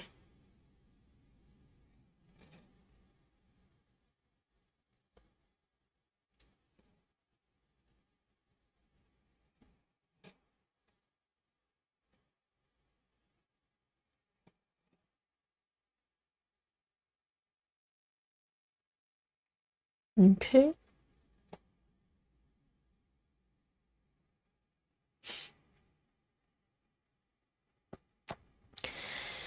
Betty Hankins says, I never understand this age thing. I've been crafting from the age of 3, coloring first thing.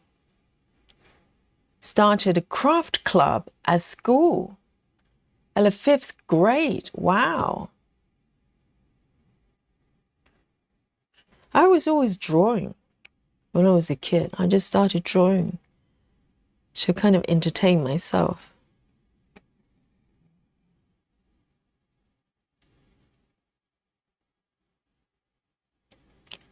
And I think crafting actually came a little bit later.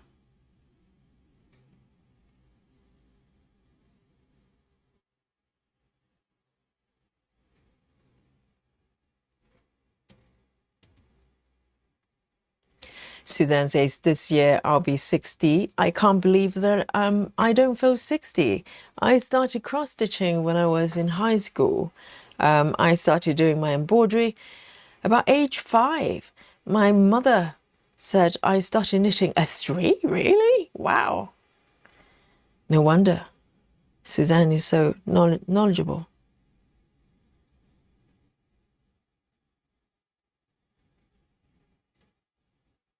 So all that knowledge accumulated throughout the years.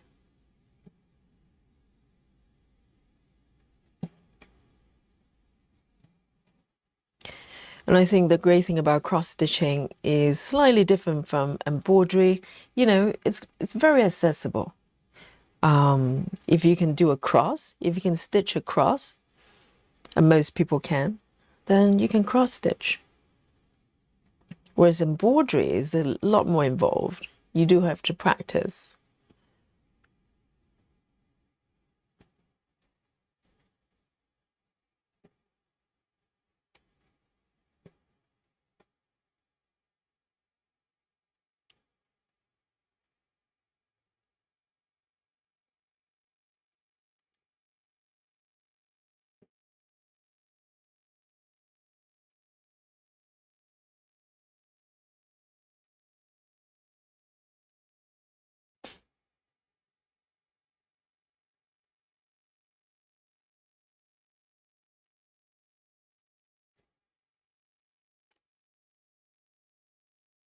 Janine says, I'm turning 60 at end of March. I felt the same way. Well, except when I get up from stitching, get a little stiff.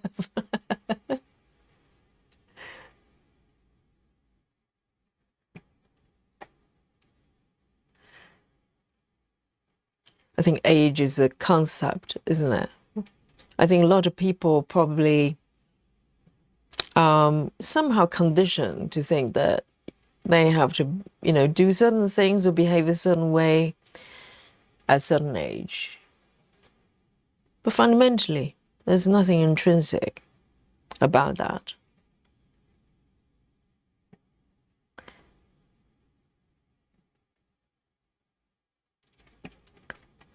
It's a construct.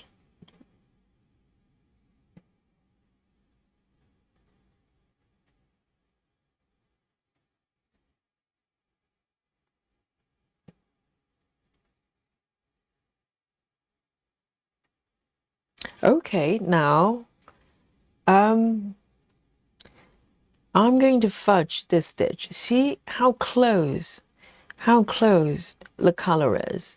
The one at the bottom is the one that I kind of stitch one row, one stitch too high. But I could stitch over it or just leave it, right? I can just stitch the one underneath and pretend that it's supposed to be like this. I fudged it, guys.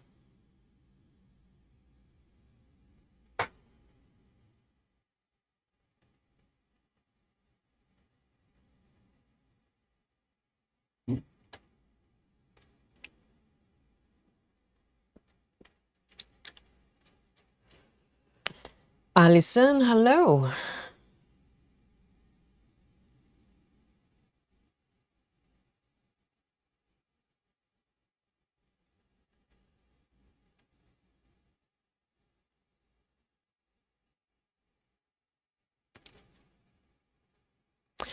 Susan says, hey Yogi, do you know Montezuma does milk chocolate giant buttons? They probably do, actually. They do have a range that's milk chocolate, which I haven't really gone near because it's got milk.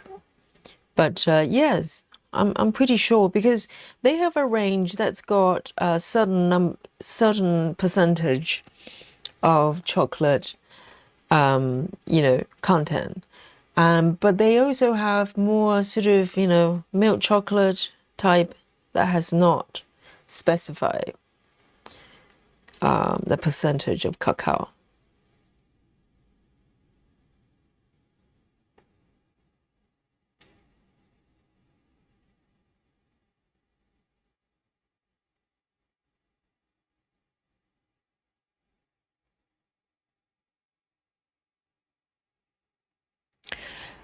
Suzanne says, Yogi, I got 2 bars of Lindt chocolate today, 85, and one called Fusion has dark milk chocolate.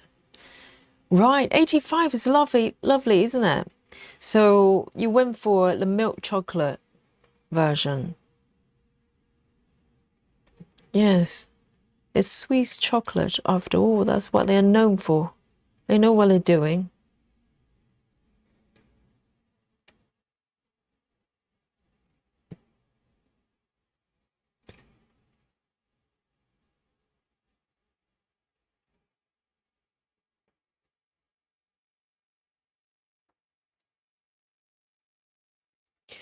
Lynn says, Yogi, I guess when COVID was on, these craft places made a fortune.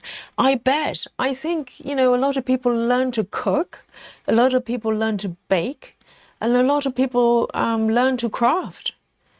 I think it's just those things, because people only get to go to supermarket every once in a while, and they want to bake their own bread. I remember at one point, yeast was there was a massive shortage, and if you try to find it on Amazon, they sell those packages imported from, I don't know, China or somewhere, that you have to pay a fortune to get it, and it took ages to get it delivered.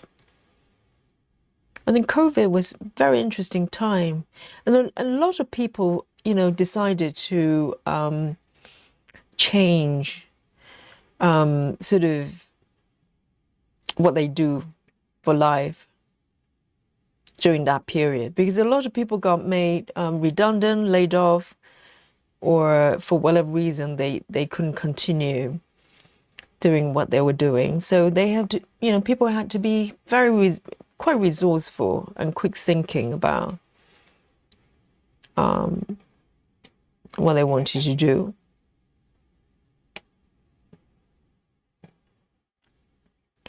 And, I remember telling this story because just before COVID, I was going to one of the studios near me, yoga studios, and for my own practices, and every time it was a lovely studio, independent studio, and but every time I went there, the boss, the person who owned the studio, she always looked really stressed, and she was a teacher as well. She taught some of the classes of her own, at her own studio, but she always looked worried. She always looked like she had a lot, on her mind, and looked quite stressed. And it was probably a few weeks after London went down, sort of for the lockdown. And I bumped into her on the street. So we stopped and had a little chat. And I noticed the difference in her. She looked so relaxed, and she smiled, which, she didn't really do much of that before. Even when she was teaching, I always felt like this is someone slight, she just seems stressed most of the time. But after COVID, I bumped into her and she looked totally different. So I didn't say, well, you look happier or something, but I did say, you look fine, you look quite relaxed. And she said to me that, she was always really worried, really stressed about how well the studio was doing. But since COVID, because that option was taken away from her, no one could go to studio, go to classes. So literally the studio had to be closed down. And she was actually happier in a strange kind of way, because she didn't have to worry anymore, which I thought was really interesting.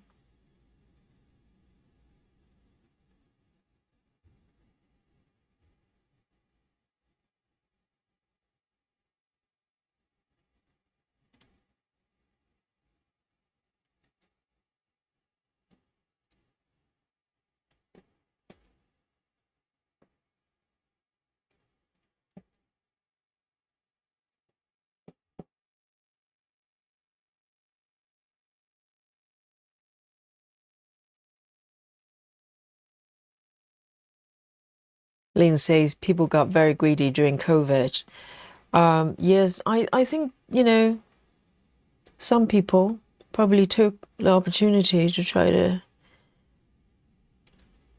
make some extra money. But the thing is, if you ever do that, and your customers are going to know For instance, those facial masks, normally they cost like, I don't know, really, really cheap. And during COVID, there's so many vendors just put the price so high. I can understand it if you put it slightly higher because, you know, they're in demand. But some of them just put the prices so high, you kind of go, whoa, I know what you're doing. I remember this when it's all over, you know. I'll know that you're greedy.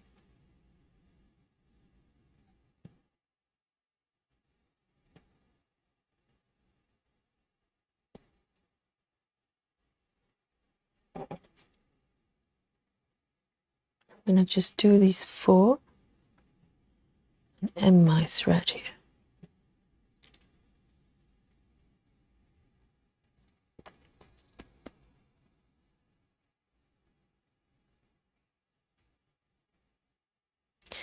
Suzanne says here in Sweden, they told everyone that there was not going to be a shortage on things and they would be considerate with other people and never was a problem with toilet paper. That's really good because I think according to Suzanne, there was no lockdown in Sweden. And looking back, you know, it's a lot wiser, isn't it? Because the question was, people kind of look back and trying to figure out, was it even necessary? What was it all about? No idea.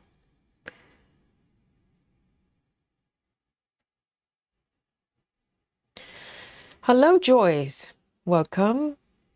Joyce is working on our garden in summer and drinking cinnamon mint. Very nice. It's all very plum-based. And Kristen is here in the chat as well. Hello, hello.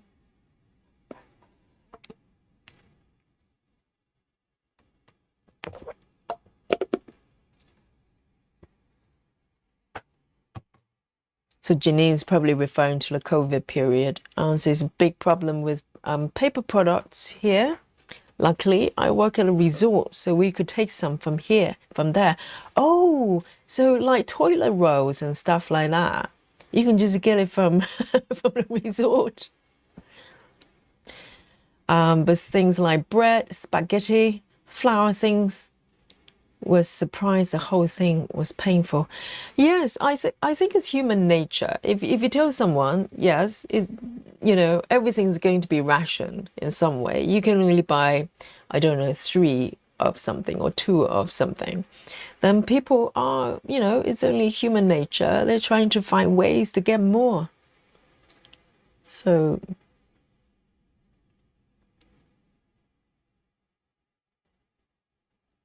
it was some sort of social experiment, I think. 301.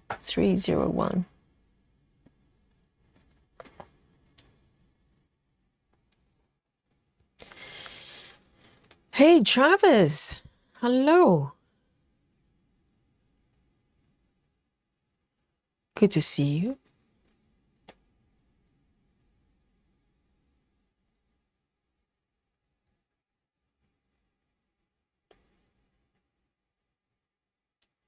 Cherry Bomb says, I was a nurse during COVID and really wanted to be not essential for a bit. You know, that's the weird thing because during COVID, whatever profession you had before, during COVID, you know, you kind of figure out who are the most important people in a civilized society, you know, for human civilization. And we know that's nurses, doctors, and people who work at supermarket, delivery people, and, you know, all that type of stuff. But the irony is probably other than doctors, these are the people who are probably getting the lowest pay in a society. So it probably highlighted there's something just so weird and wrong with the way we are. You know, all the most critical people that we need in order to sustain the civilization, we pay them least, other than doctors. So why? Why is it like this?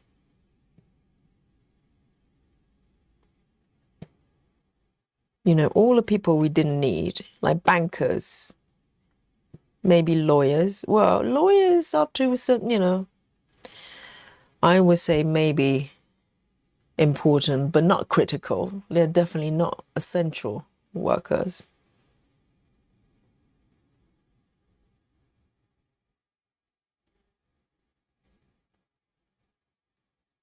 I'm trying to figure out where I am.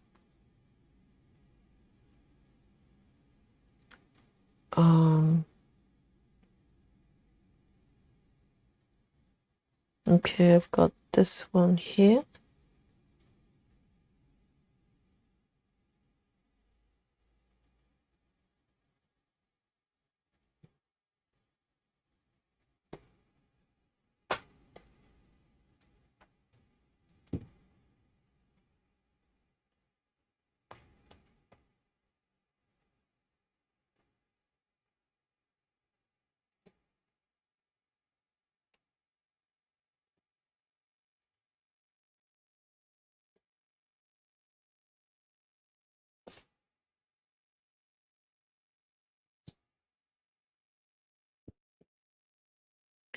Joy says, if stitching is for old people, do you wait till the day you wake up and say, okay, I'm old, and let's get stitching, and realize you don't know how? You have to practice, don't you? I don't know. Yes, it's a strange kind of stereotype, isn't it? They just think if you want to sit at home quietly and do something, you must be old. And we all know that's not true.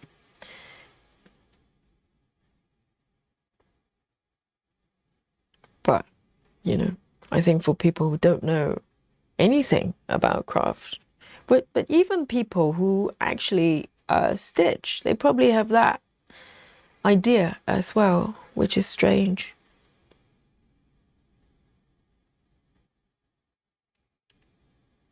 What is going on here? I think there's one stitch missing on the left.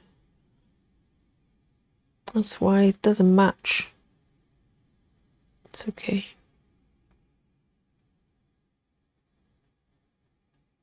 One, two, three, four.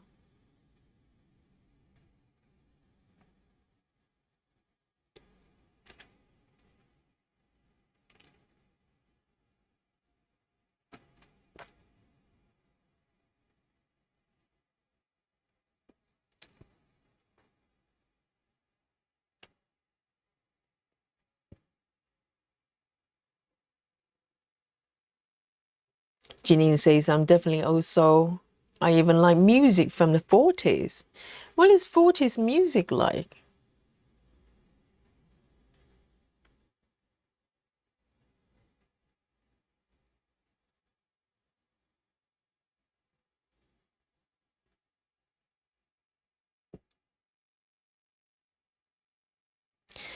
Crafty Chicken says, I've achieved 750 stitches today. So I'm heading to bed. My girl, that's a lot of stitches. Well done, Crafty Chicken. 99. Have sweet dreams. And we'll see you soon.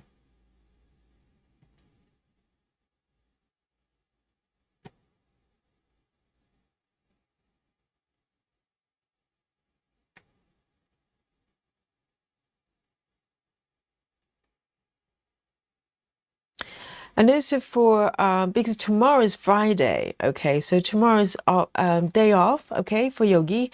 And for Saturday. So Saturday, I've got some stuff to do that I have to take care of in the afternoon. So no members party, members stream this Saturday, okay? But I'm aiming to start our Sao, Amy Sao, a little bit earlier. so we can have a slightly longer and more time to hang out. So that's the plan for this Saturday.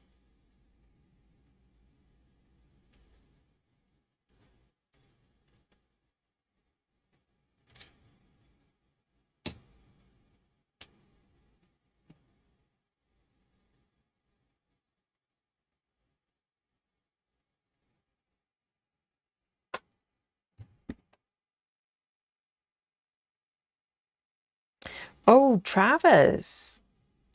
Travis hurt his back. Oh no. And you're off for a week. Can you stitch? If you can stitch, then yay. Well, I hope it's going to get better soon. Speedy recovery. Yes. Because Travis's work is quite physical, isn't it? So you have to be mindful.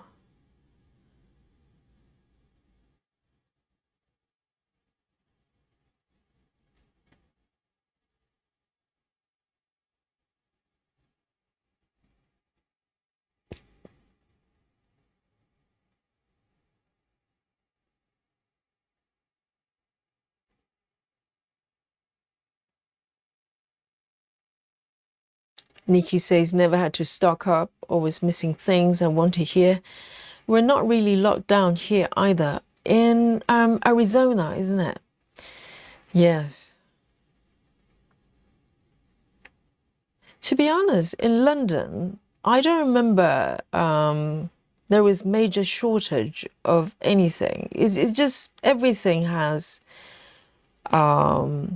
they put a cap on certain things. So you can't just buy 5 of something. It's all slightly arbitrary. They just, decided that you can only buy maximum 2 of something. But I don't remember things kind of, you just can't find.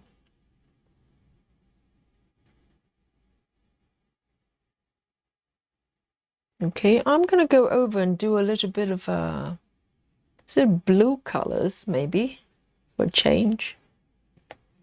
Been doing a lot of browns. So I might just pick some of these park threads.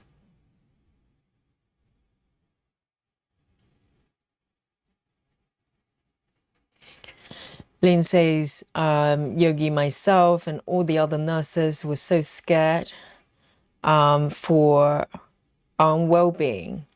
Yes, because if you have to be around people who are, carrying the viruses or not well, yes, it can be very scary.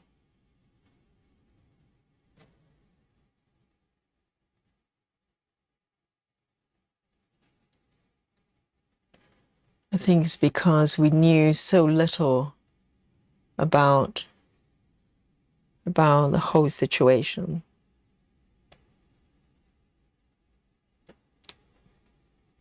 Because either it could have been nothing or really, really serious and no one knew. Or maybe some people knew, but they don't want you to know what they knew. Conspiracy theory. Da, da, da. Here it comes.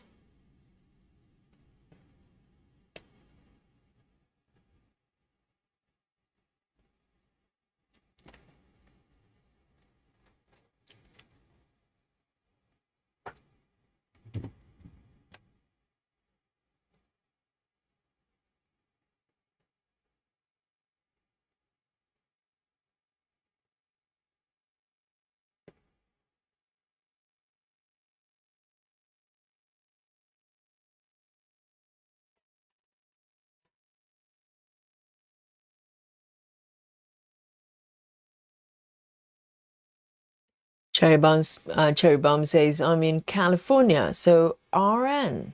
What's RN? RN pay is great. Thank goodness. Best in the US, but still not enough to do COVID again. I don't think human civilization can afford to do COVID again. you know. I mean, the whole thing's probably just going to collapse. Not only that, human spirits are probably just going to break because that wasn't, that wasn't great.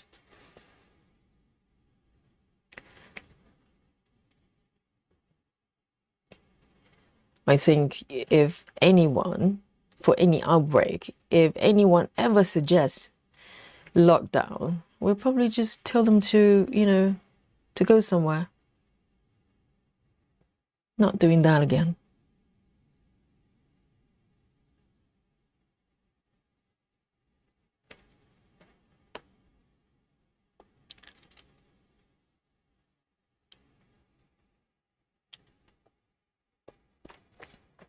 Janine says our resort was closed for about 2 months.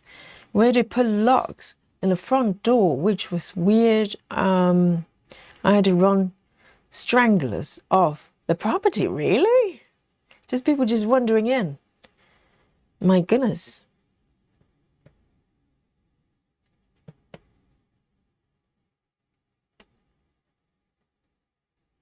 That's very strange.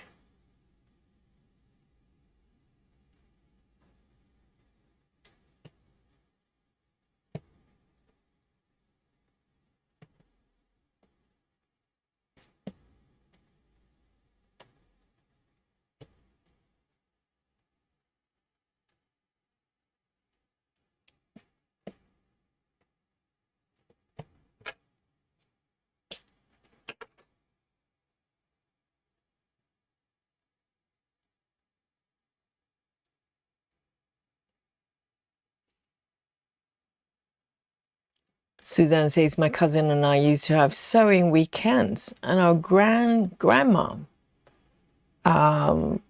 house, and she would get out extra sewing machines, and all three of us would just have snacks and sew all weekend. Wow. And what were you making? I think it's a great bonding experience, isn't it? As a family to do stuff together. And also, if you sew, very likely the things you're making are functional as well. So if you're making, I don't know, clothing or whatever it is, blankets even, you can use the blankets afterwards. You can use the items afterwards. And that's what I love about knitting, because whatever you're knitting, it's always something that you can use later. Even just a simple scarf, which most people can do. Even my partner, he managed. I actually got him to knit a scarf at one point.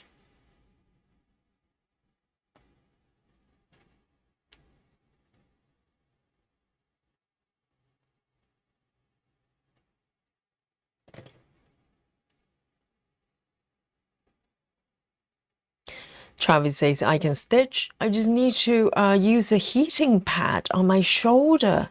So is it your back or your shoulder? My goodness. But the whole body is connected, isn't it? I remember I kicked something barefoot, hurt my little toe on my right foot, just that one foot, in order for my body to help that little toe to recover. My body was exhausted. That's how much healing power the body is required just to heal a little toe. And I didn't even fracture anything. It was just a bump I had for my toe. But the whole body is working together, because I remember I was feeling exhausted for a couple of days. And even though it was just my right toe that was hurt, but the whole body got together to try to heal the little toe.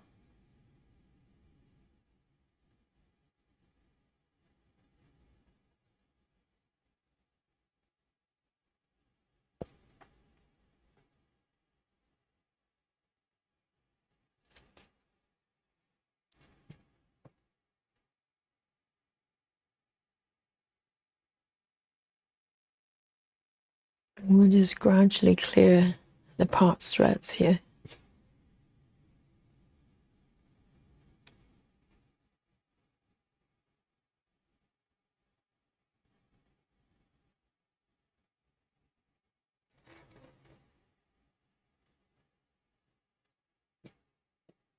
1, 2, 3. 1, 2, 3.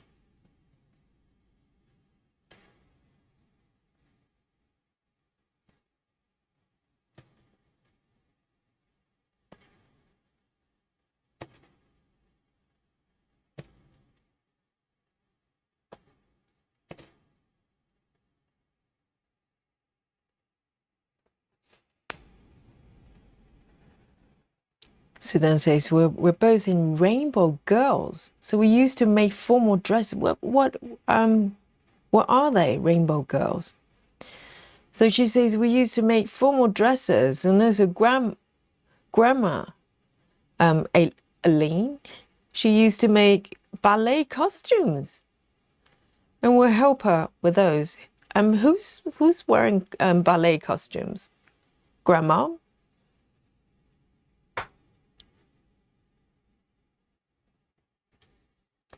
That's lovely. You can make your own clothes.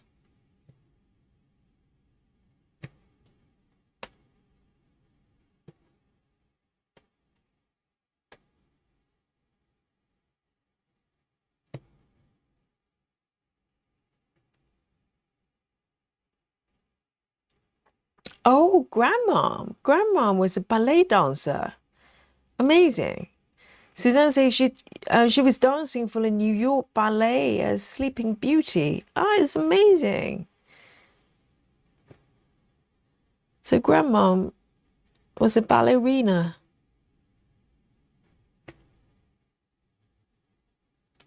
That's amazing.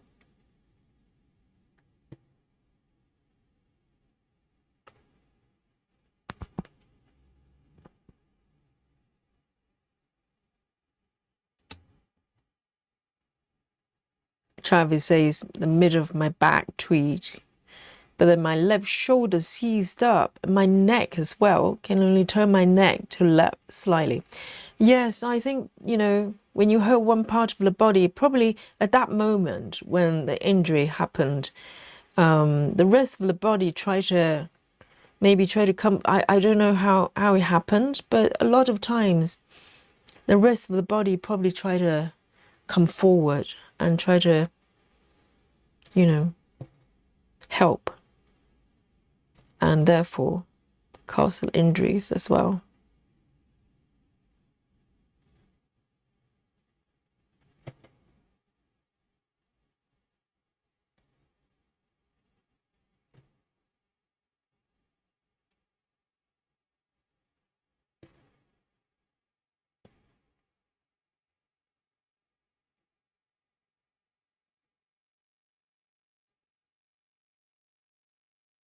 Right, so Rainbow Girls is a group for girls between 12 and 21. My grandmother was a ballet teacher for most of her career. Her name was Eileen, and that's why we call her that. Oh, right, okay. That's lovely. So she was a professional dancer. That's amazing. I did ballet since I was a kid as well. And it's not easy to go pro.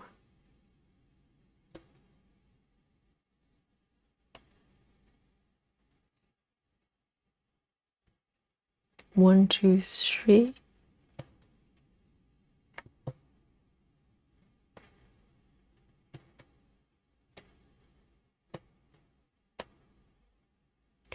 A majority of the dancers, they become teachers or choreographer or stuff like that.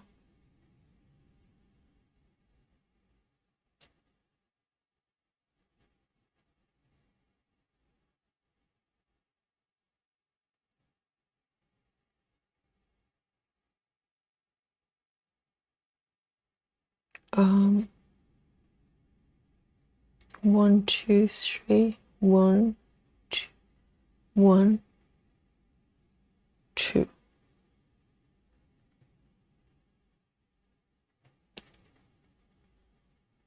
That looks a little bit weird. Hang on. 1. All right.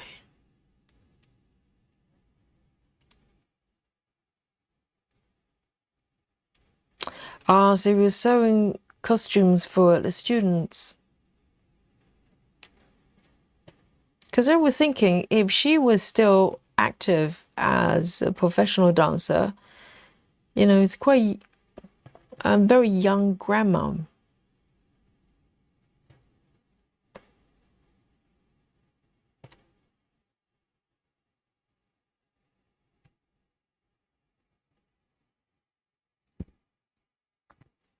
Oh, so Nikki's girls are doing ballet as well. Sleeping Beauty. Amazing.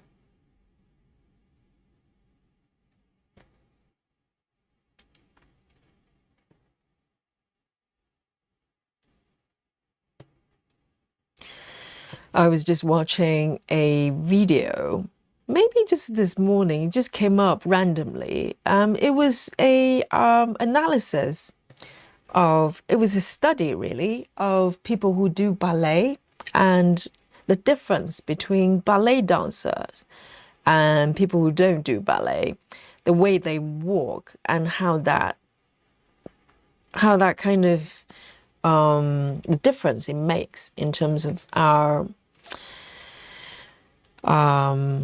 our body functions, not just walking, but just day to day, functional movements.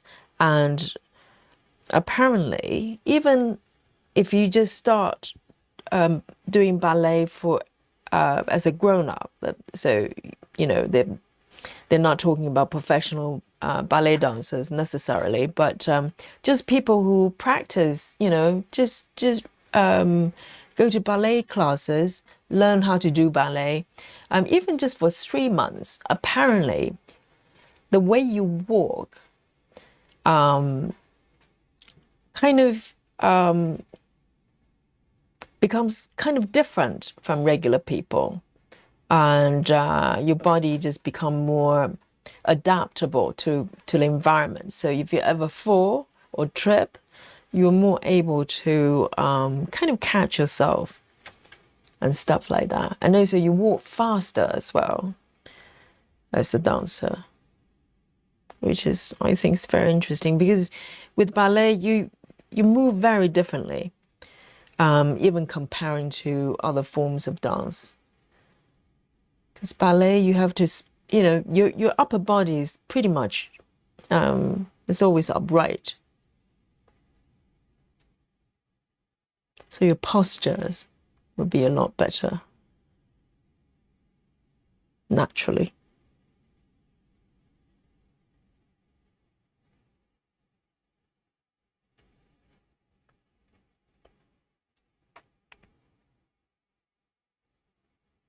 So Suzanne did ballet as well. Suzanne said we took ballet from very, very early age. My cousin danced longer than I did, but I had problems with my feet. So when I was 12, my grandma decided it wasn't a good idea for me to continue. I think, ballerina, particularly professional ones, their feet are just getting so much pounding. Yes. I mean, if you do ballerinas, they look beautiful when they're dancing, but if they take off the shoes and show you their feet, you probably go, no, thank you.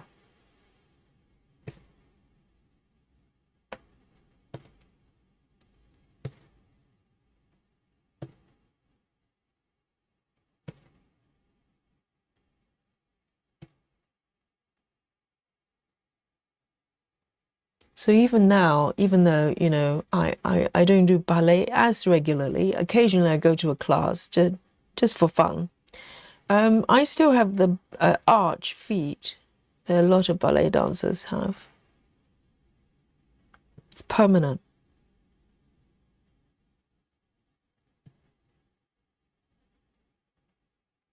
Hi, Rachel Morton. Hello.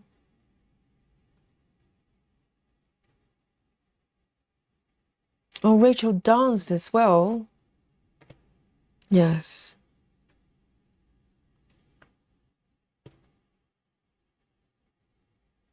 I think if you do ballet since you were a kid, it kind of said that, you know, you get that foundation there.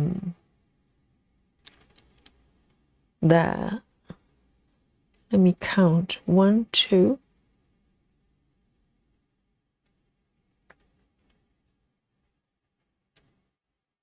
I think it just kind of permanently what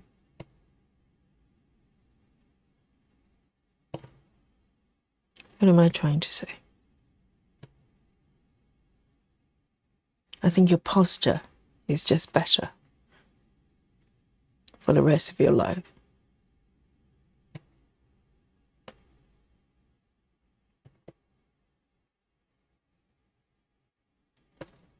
I'm going to do 2 more. Why does it not match? Oh dear, hang on. What is happening here? Okay.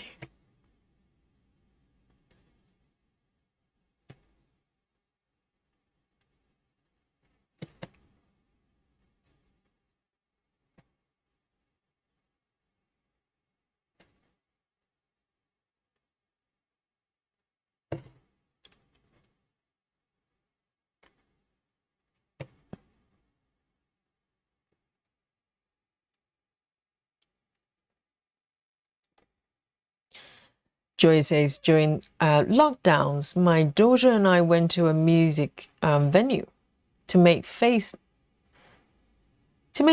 masks out of merchandise, t-shirts for nurses. The masks look very cool and were appreciated. Wow, okay. That's nice.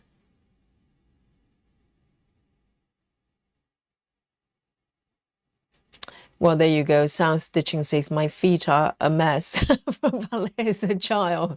I know. My feet are not too bad, but it does have that arch, which I don't mind, you know. Because most people look at my feet and they're a little bit scared because I can bend my feet inwards a lot further than most people. If you're a ballet dancer, you know what I mean.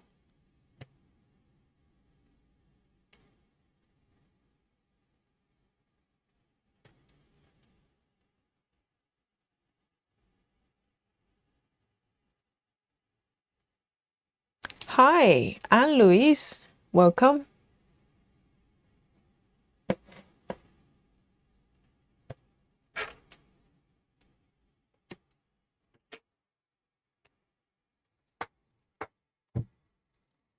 Let me take a sip. Oh, chocolate time. What's happening with chocolate time?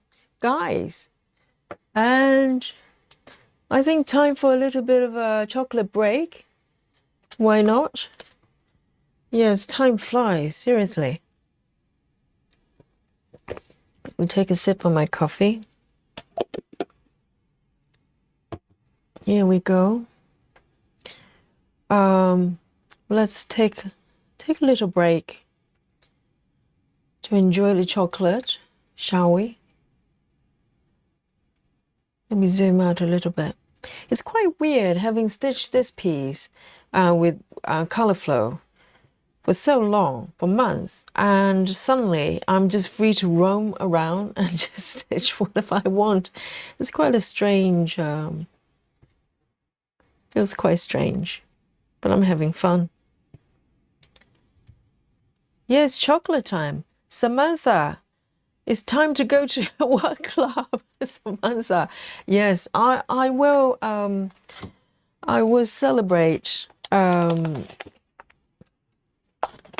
the work club with a little bit of chocolate, with my chocolate button, the giant chocolate button as well. Dun, dun, dun. Yes, giant chocolate buttons are back to my life. There you go, dark chocolate. There you go, and they're all in button shape, okay? Unlike the last bag, it was rubbish. They're all broken, and now it's proper. They're all proper. They're in button shape. Look at this. And giant as well. Look at this. How big is that? Cheers, everyone. Bring your snacks, okay? Bring your own snacks.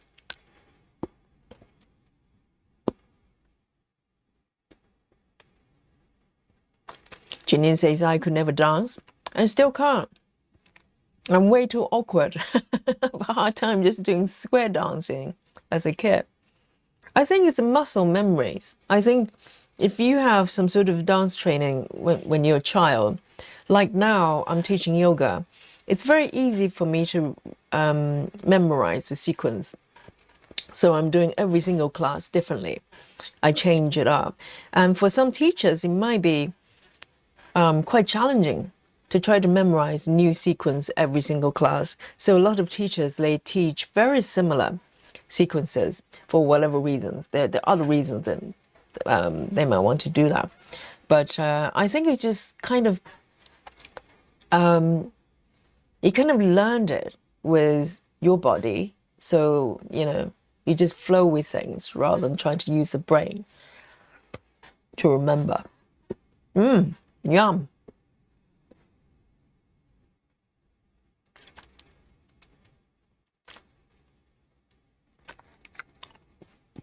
Oh, Suzanne, that's very sensible.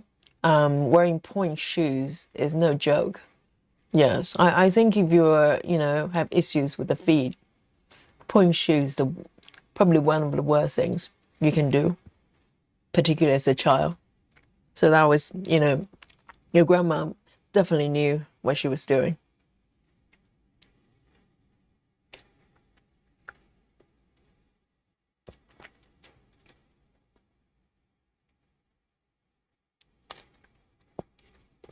Rachel says my chocolate came in and I definitely enjoyed it last night. What about tonight? Are you having more chocolate? Let me take another button. They're so delicious. Hit the spot.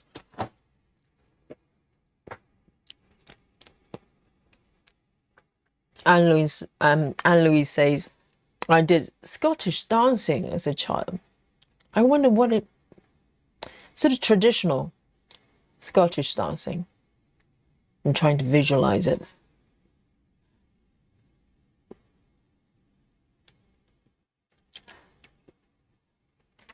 Suzanne has done 505 stitches. Yay! That's a lot.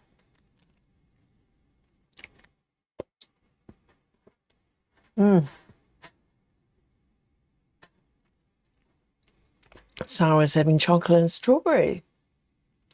Dominique, hello. Welcome. Have some chocolate. It'll be a great start of a stitching session. Perfect.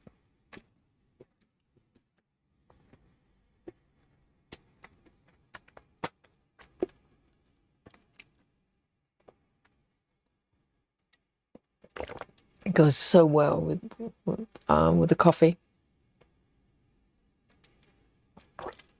Yes, Rachel, go for it. Hit the chocolate.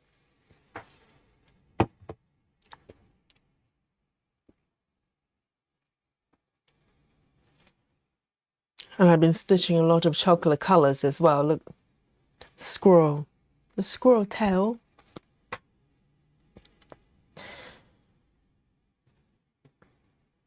And I'm going to probably just do a few more of these blues as a reset from a lot of browns. That was nice.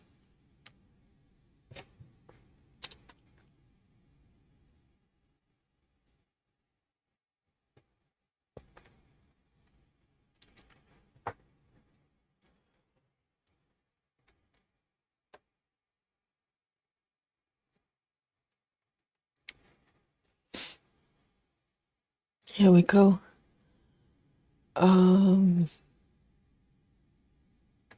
Which one is it?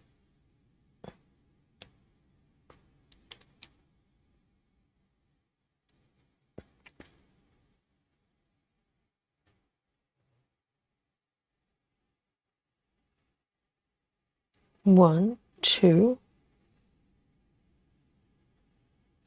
3. 1, 2. Okay, I need to mark something before I move forward. I think there are 1, 2, 3.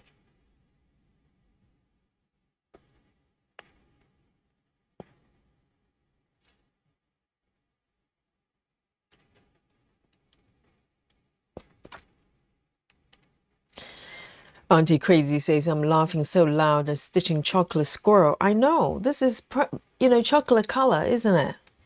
This could have been, I don't know, a piece of chocolate right here. It's a chocolate squirrel. Great combination.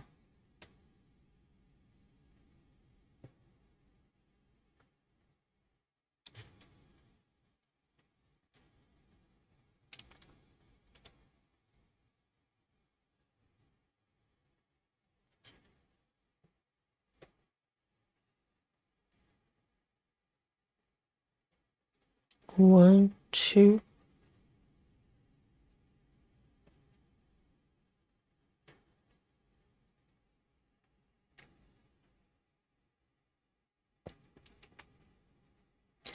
Dominique says, Yogi, I found Montezuma's dark chocolate buttons on Amazon, Canada. Really? Well done.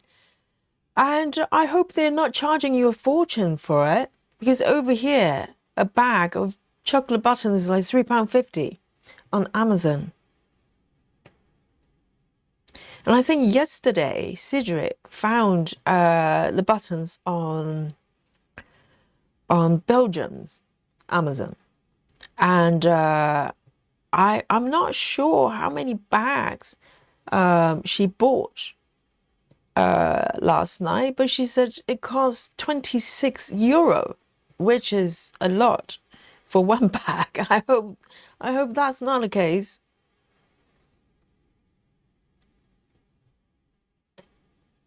But if you're in the UK, you're very lucky.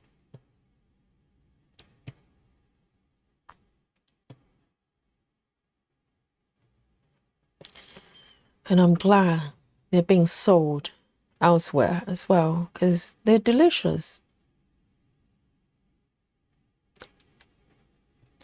Oh, it's $22 really, Canadian dollars. And how does that translate into pounds? I wonder. That's a lot. That sounds like a lot for one bag.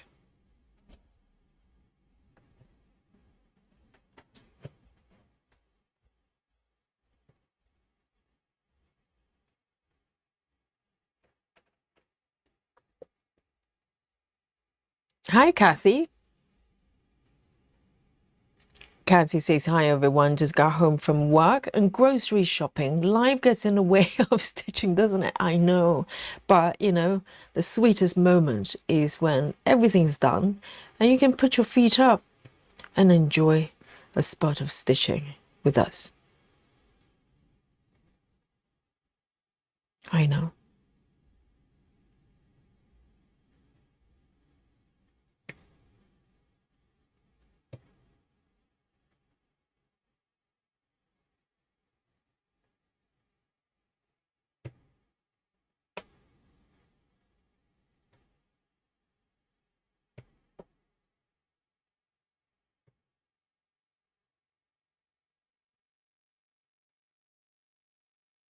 And I saw the photo, it was Grace Houston.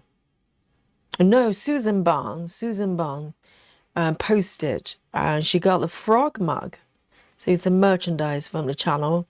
The frog or fudge mug, which is a bestseller of the merch. And Dolly is very jealous, okay?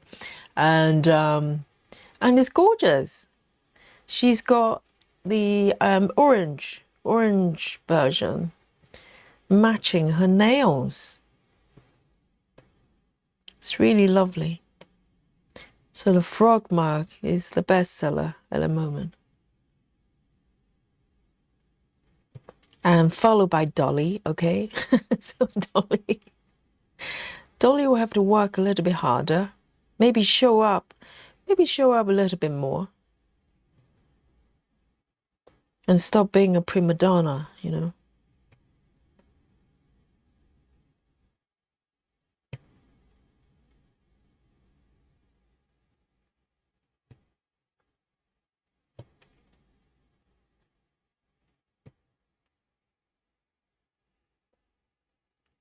I'm just slowly clearing the past threads away.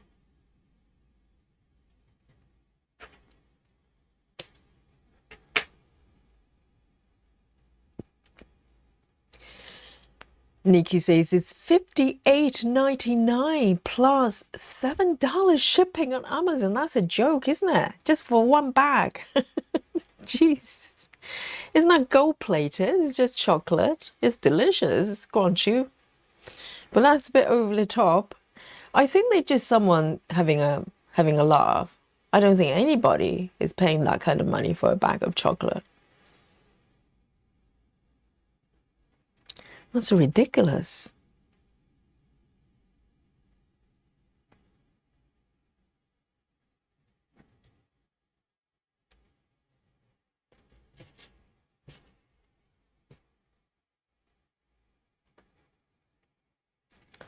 And I might just pick this one. 3,750. 3,750.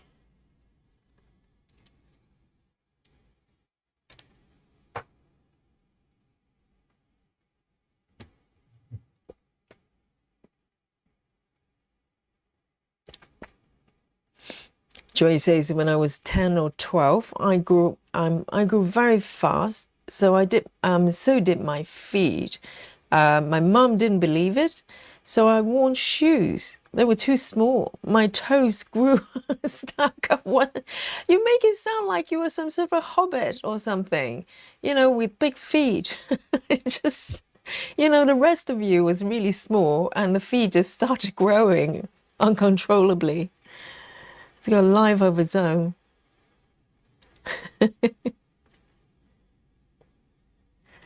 I think your feet should be growing proportionally with the rest of the body. And the hands as well, Nikki.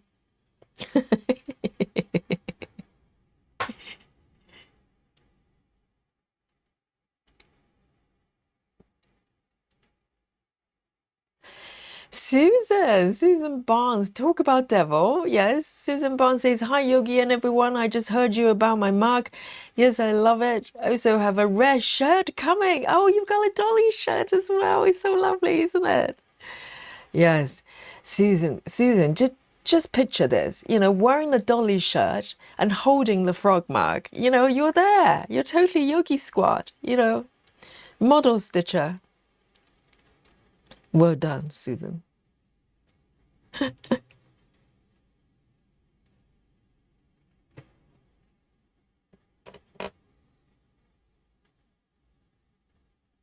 And thank you for posting that picture. It's so cute. And I love your nails as well. Very pretty.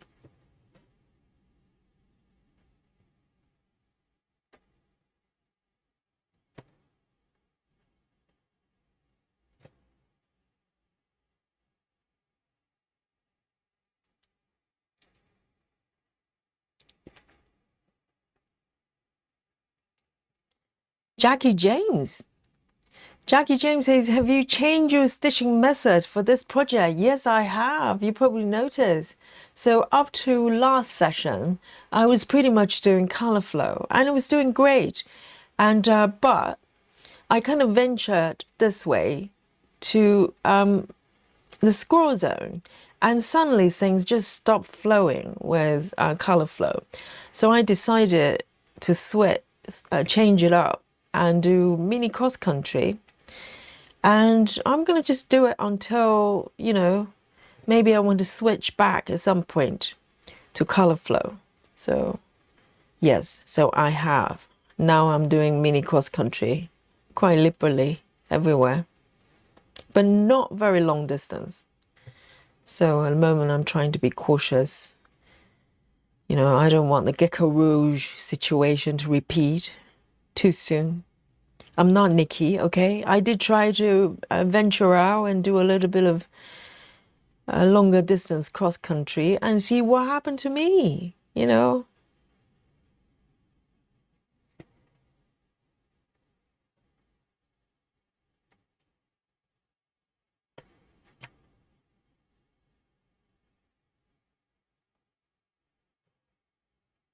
So mini cross country, mini cross country.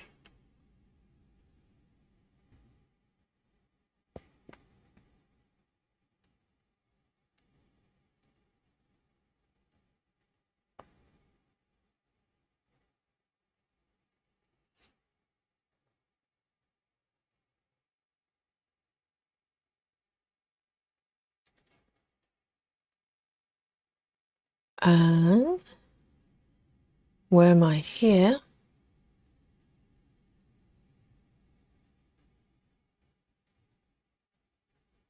Maddie says 1,000 stitches up my bonfire night.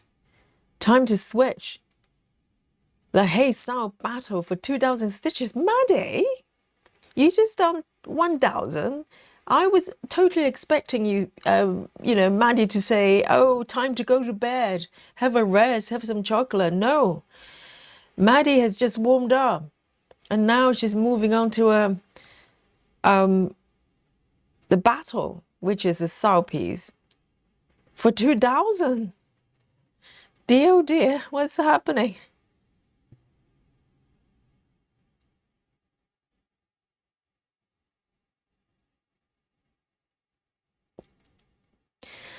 Anne-Louise says, I was watching your demonstration video on diagonal cross-stitch Gemma's method just before I log on to your live. Oh, yes, I did a walkthrough on Gemma's method 1.0. She's got two methods, which are kind of, you know, the second method is kind of evolution from the first one. So the first one is the original Gemma's method, and then she evolved to color flow, which is not that dissimilar to the way she was stitching, but you know, you have more flexibility, I think.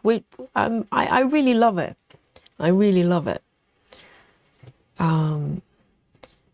So, but the demonstration was for the original method.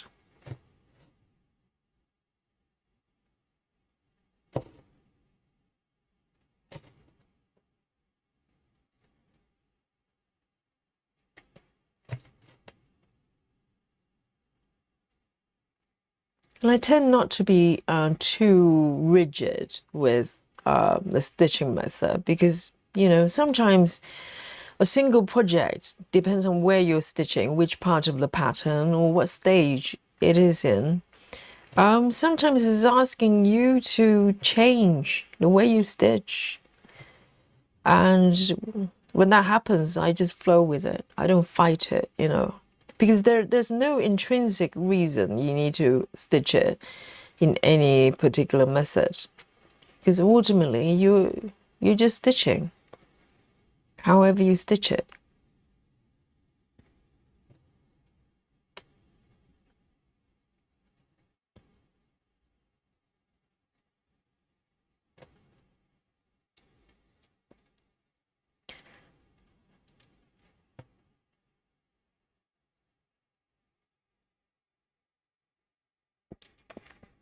Joy says not that regarding fee size.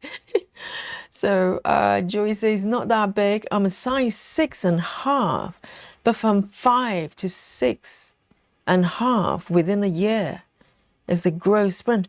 So I don't know about European sizes versus UK. I'm trying to think. So size 6, because I'm size 4. UK size, how does that convert to European size? I can't remember. I have not bought shoes from with European sizes for a little while.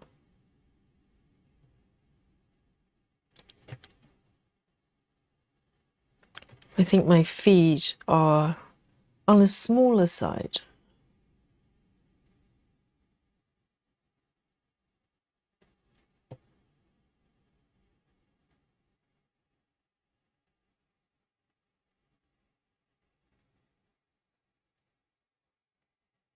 Oh, Suzanne has hit 500 stitches as well. Dear, oh dear. I probably hit about 60. and I'm being optimistic. Okay? My bar is pretty low here.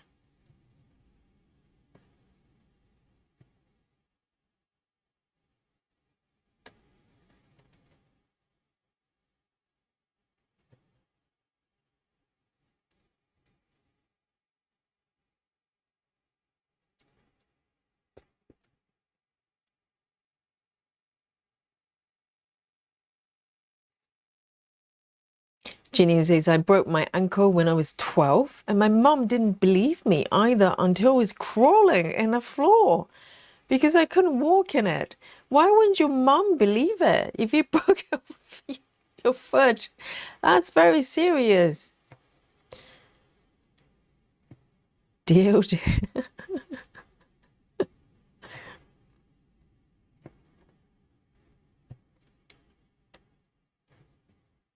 So you had to prove it by crawling on the floor. Oh, poor Janine. Yes. Nowadays, the kids will probably call some sort of line, you know, for child abuse. Probably just go, my mom does not believe I have a broken foot. Help. Maddie says, I'll buy a mug next month. Thank you, Maddie. Which one would you go for then?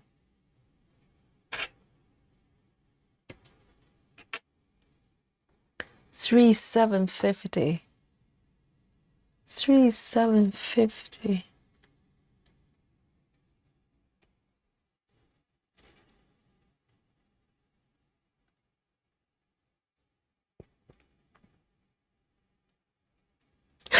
Suzanne says my mom was sort of stop whining, no pain, no gain type of person. But Suzanne, when it comes to broken foot, you can't just go no pain, no gain. What are you gaining exactly? You're probably losing the legs. Probably have no legs. That's very hardcore. 820. 820.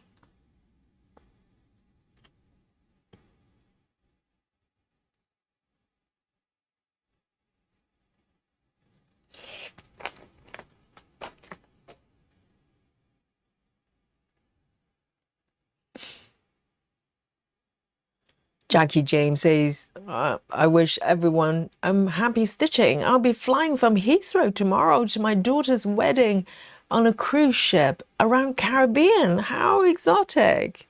Amazing. How long is the cruise? Our Nikki just came back from one, okay?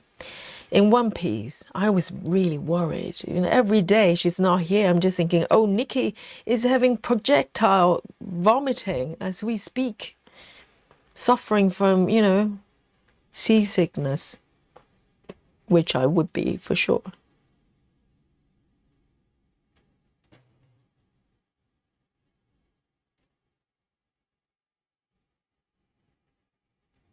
And definitely Jackie, and enjoy the cruise, and we'll see you in 2 weeks.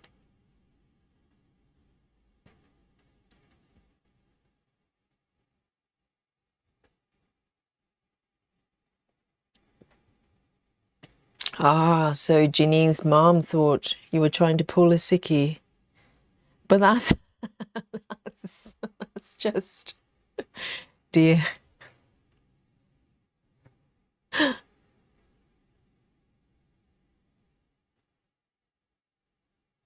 Cherry Bomb says, I broke my tailbone in 8th grade, but told no one because I was too embarrassed to say I broke my bum. Oh dear, oh my God, Cherry.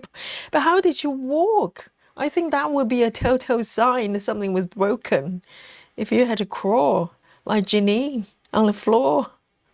Just get, oh, everybody, I'm okay. And it's just today I just feel like crawling. That's it. No problem.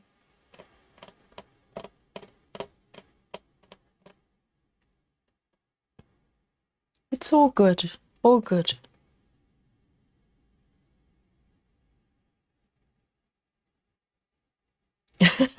Lynn says Yogi Calamari has really moved on with traveling library when I looked today. Calamari? Oh, Kamari. I thought calamari. I thought calamari has been stitching. I was thinking, traveling library has no calamari in the picture as far as I know. Komari is K-O. I know, Lynn. Komari. Oh dear. What is happening with this lady? Have you seen her the most recent live stream? I think it was just yesterday or this morning or something like that. And goodness, she's done a lot, okay? I think she's been working on traveling library for maybe less than 2 weeks. I'm just scared every time I open her live stream. I'm just thinking she's probably finished it. Wouldn't surprise me.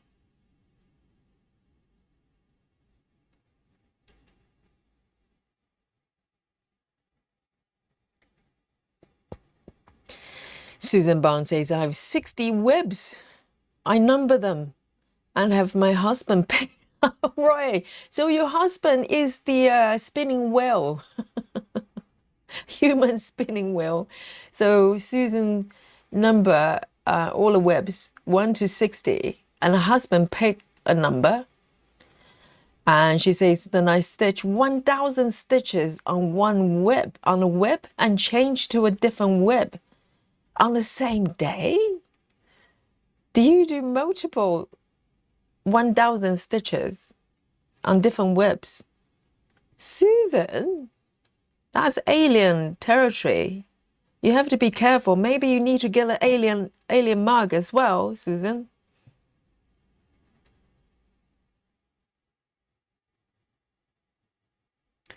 Wow, that's a lot of stitches.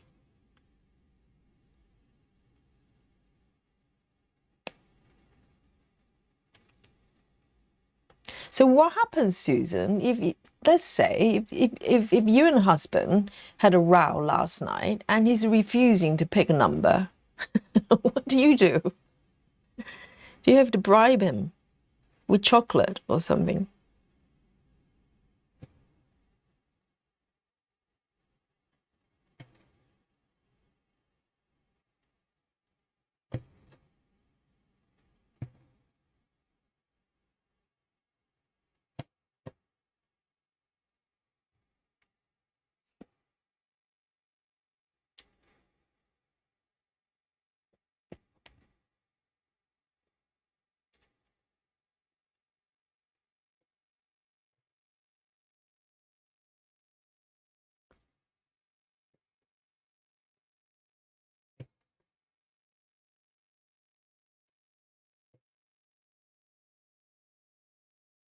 Oh, 502 days. That's still quite good. 250 a day.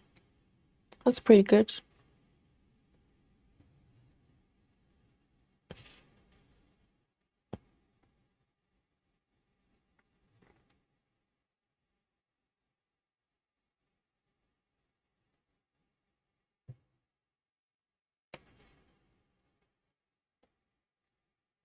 I think Janine, the key is to get a husband involved, And Janine's like saying 60 is a lot. She's only got 20. But the thing's, Janine, if you get a husband involved, um, you know, he's not gonna mind if you're going from 20 to 60.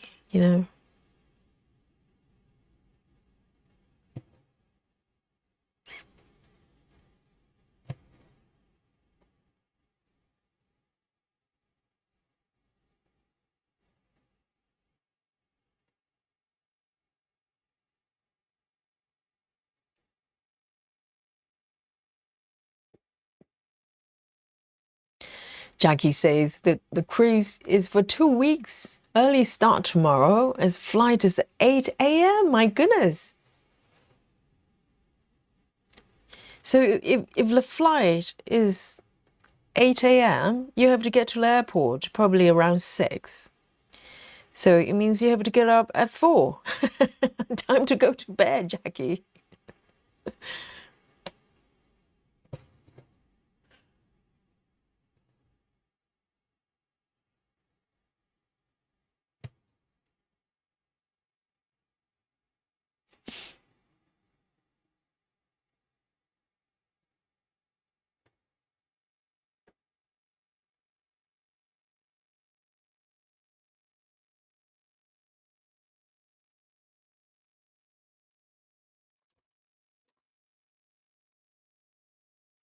Right, so flying from Heathrow to Barbados. That sounds lovely. It's got to be quite nice and warm over there. I mean, London is not too bad at the moment. I can't really complain. It's been around 12 to 14 Celsius for the last few days, which is very warm for this time of the year.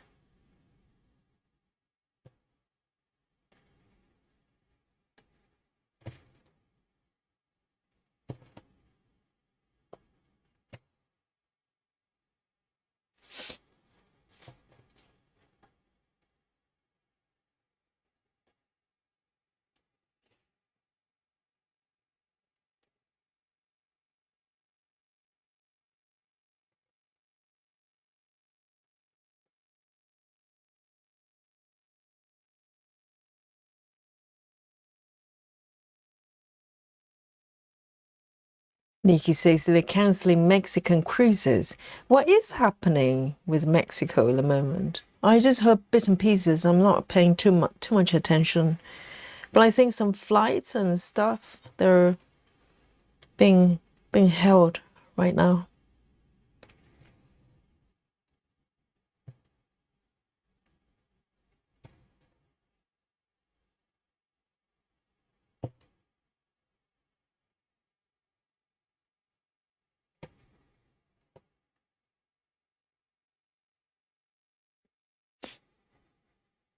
Lynn says, Yogi, my brother did not want to go to school.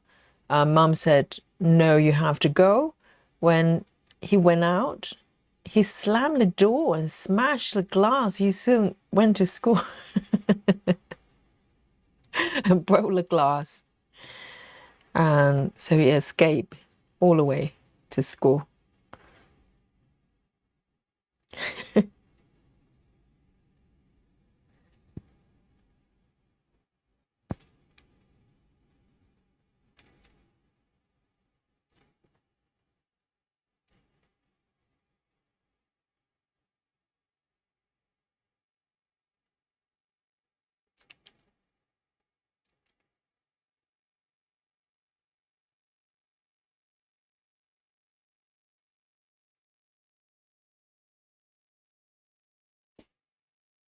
Oh, Michelle, are you referring to Kamari?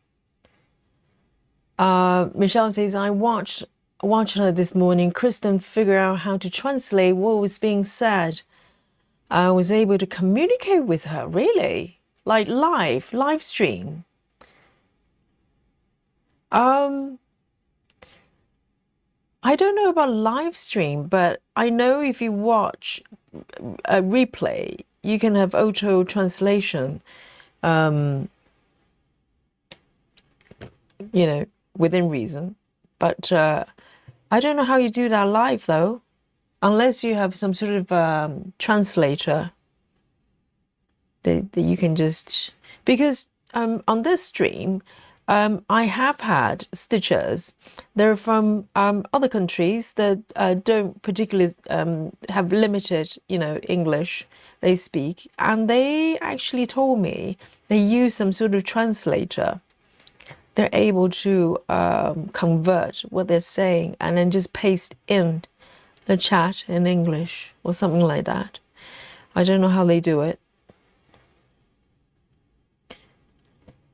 But I think with Komari, if you type in if you chat in sort of, simple English, I think she actually understands a lot of it. It's like occasionally I go to the Japanese floss tubers live stream, like Candy Mama. They speak, fair bit of English, so it's no problem.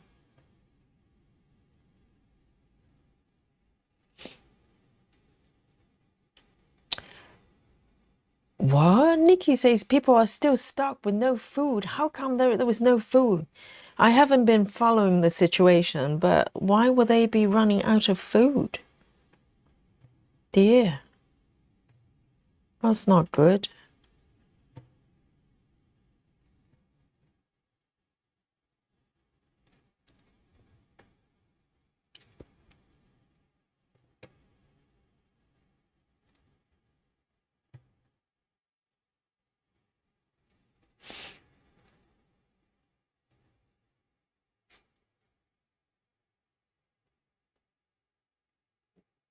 Susan Barnes says he might take me a couple of days to do 1,000 stitches. He's been good sport so far. Okay, so it's not like one web a day and you have to commit to 1,000 stitches. So you're allowed to work on the same web for multiple days. Phew. Otherwise, Susan, I have to send you to the alien club.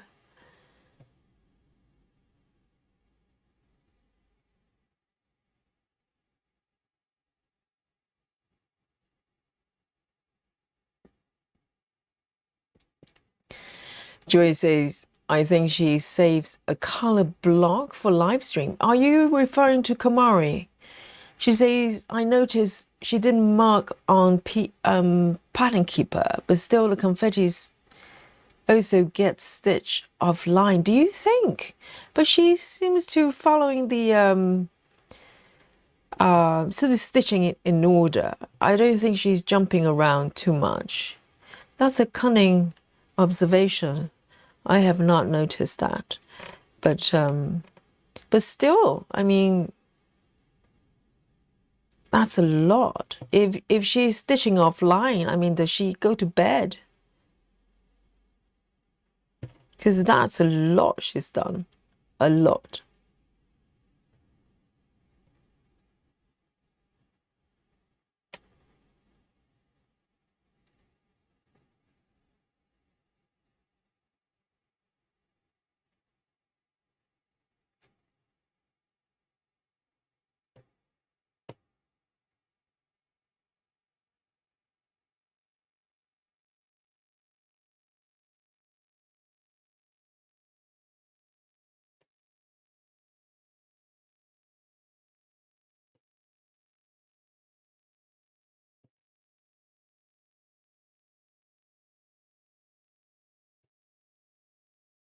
I think I've got over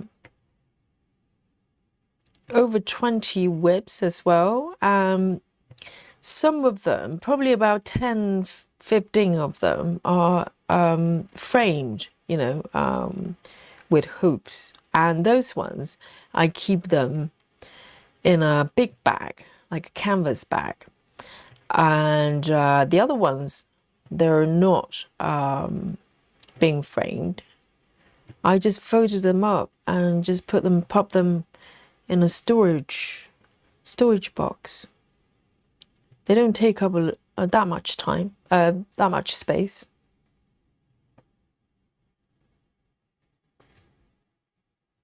$60, I don't know. I think it's probably the same. If they're not on the frame or hoops, then you just fold them up and just store them.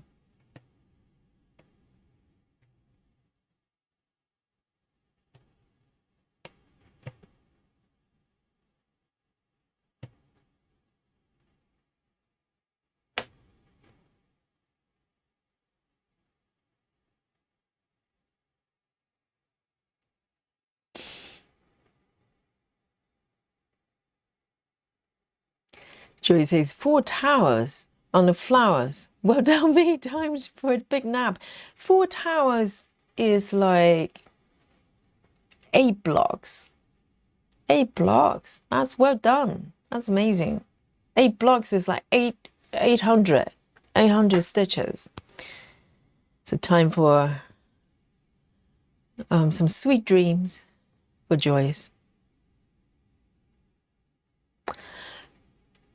Sound Stitching says that regarding the Mexico situation, she says they killed a cartel leader. Yes, I saw that bit, and the gangs are retaliating. Okay, so it's turned into some sort of riot, revenge situation.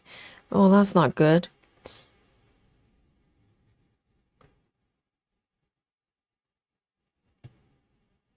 And does that mean people can't go out and buy food because it's too dangerous? That's terrible.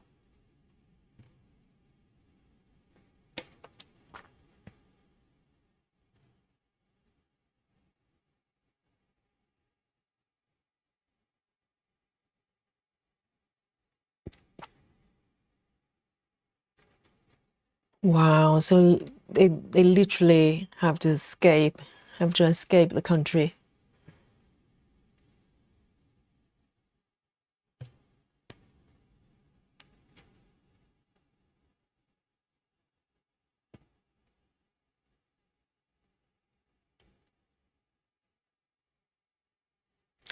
Jackie James says we're staying at the Premier Inn in London as we're. Oh, is that where you are at the moment? Right. Yes, Jackie James is from Isle of Wight, isn't it? And Jackie James says we have ferries to contend. So going up the night before making easier. Not tired, but might regret it tomorrow. Yes, wow, how exciting. So you came to London just to catch the ferry. Wow. Because you have to go through Heathrow.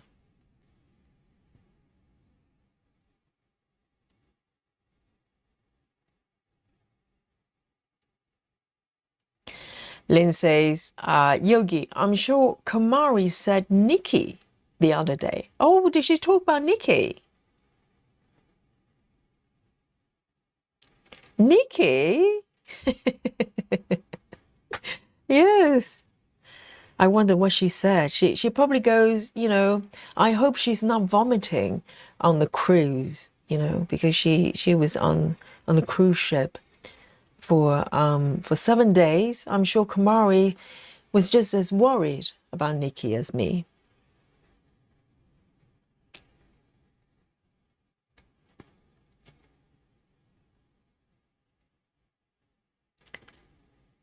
I am going to pick maybe another 820. I'm really enjoying it. I did say I was going to stitch the squirrel, but I'm really drawn to the blue colors here. And also it's not very confetti, so I'm kind of running over here for a little bit of rest. It's a little bit more confetti around here. The chocolate squirrel.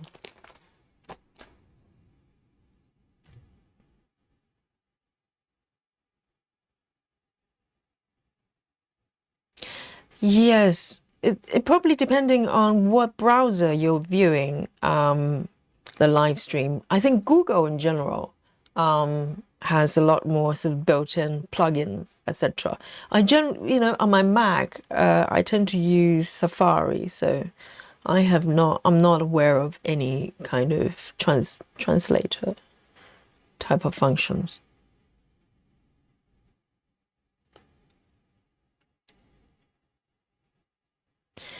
Nikki says, I think I might try a mini like Kamari one day. What do you mean by mini? She doesn't do mini.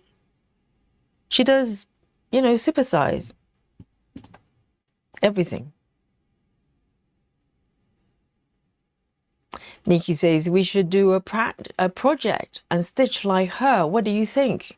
Well, Nikki, in order to do that, I'll need you to smuggle some DMC for me because she probably, use up uses up a lot of DMC. But having said that, Nikki, previously I thought KonMari actually use up entire bit of thread, even just to stitch a couple of stitches. I think I'm wrong, because come to think of it, and also I've been watching recently, I think she does have something very similar to my needle board, even though maybe not as extensive. I don't think she's got a master set, but she does have some cunning docking system that she does dock her needles there. But I have no idea how she figures out what colors is what.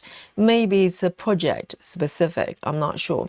But I think she does have some sort of needle docking system, because I saw her cutting off her threads, but I don't know where she put them. So Nikki, you probably need to do some smuggling for me before that's possible. But I'm very curious because I'm sure there's a lot of freedom, because we spend a lot of time contemplating where we're going to start, how we're going to end it. If we're free from that, just for a small piece that we could stitch like that, maybe it's freedom. Who knows? Even though the back is going to be very furry, but you get to stitch a lot faster. And also, she would take her threads wherever. She's not worried about taking her threads over stitch area like me. I'm very, very sort of paranoid about that. She's not. She doesn't have a care in the world.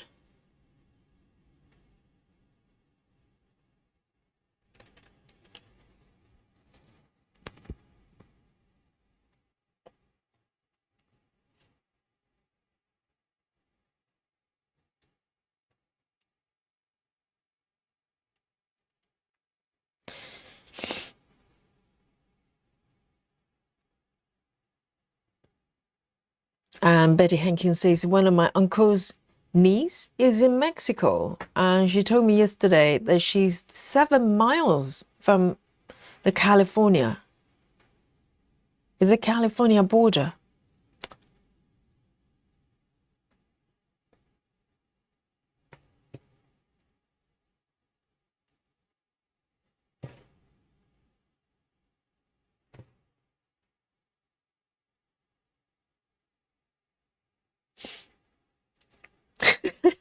Nikki says Yogi likes sky stitching and air stitching as well. Anything airy, pale, white. I love stitching.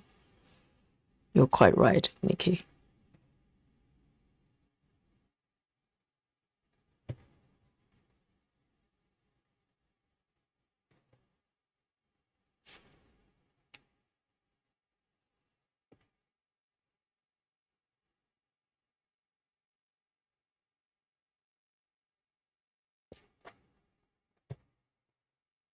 Oh, Jackie, are you going to cross stitch on the plane? I think you should be able to sort of take your scissors, because we talked about the objects that you can take on a plane for stitchings before. I think needles might be okay. I don't know.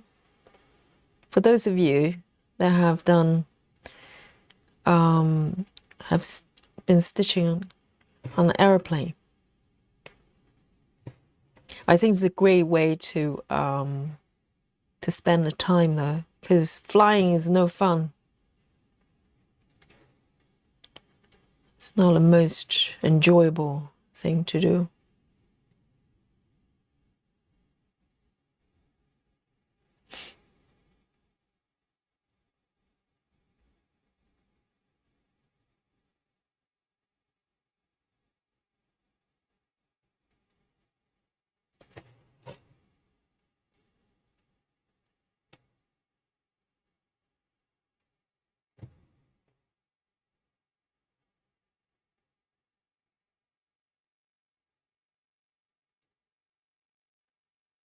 1, 2, 1, 2. Okay, those are done.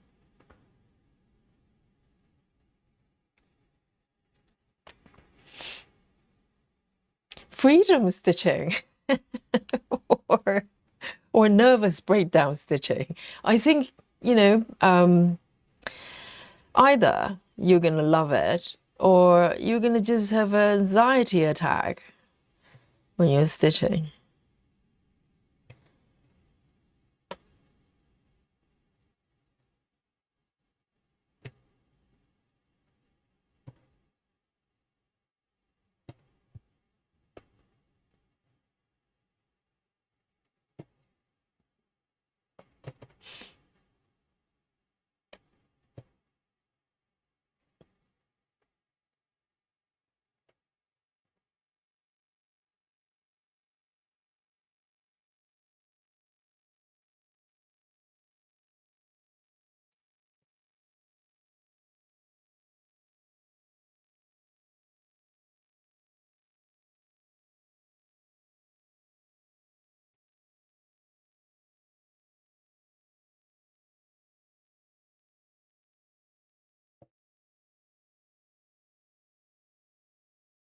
Okay.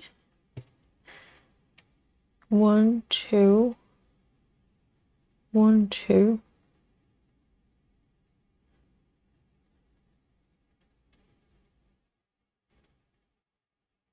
Really enjoying the blue background. It's a nice sky.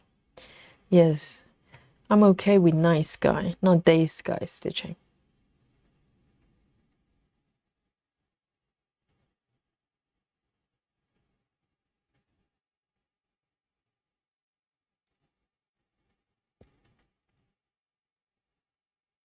Nikki says, I made it on a plane with long hair cutting scissors, but not on a boat. I totally forget they were in my hair baggy. Oh.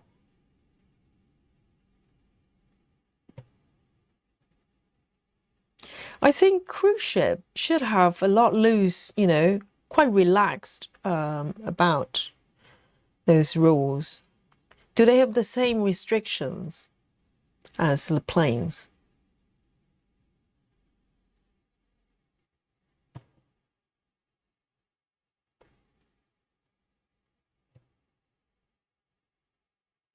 Because technically, you're still crossing to different countries.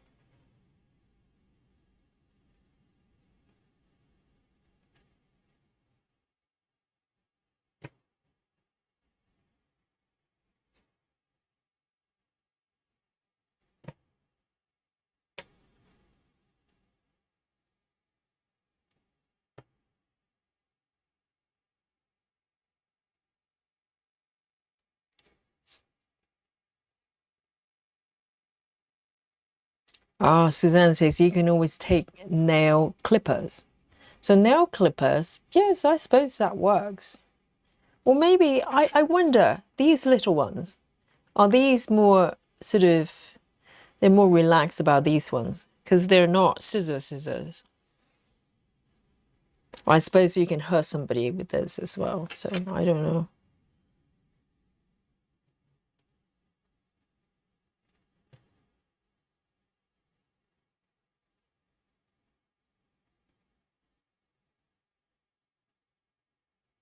Okay, that one is done. I love this area. It's not confetti at all, but it's not block stitching. You know what I mean? So quite a lot of, quite a few stitches of this color, but I still have to read the chart. So it's not like just stitching the entire block.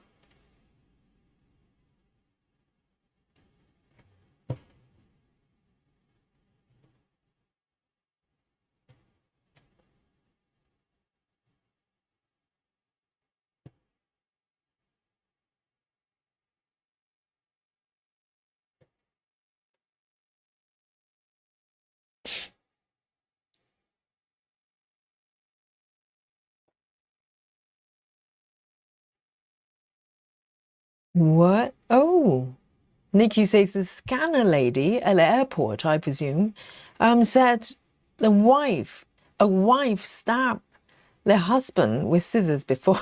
Oh dear. Well, the thing is, Nikki, with cruise ship, because everybody's in the same space, 24 hours a day, I think it's just perfect for that kind of incident to happen. You just had enough of each other, 24 hours a day for 7 days. My goodness.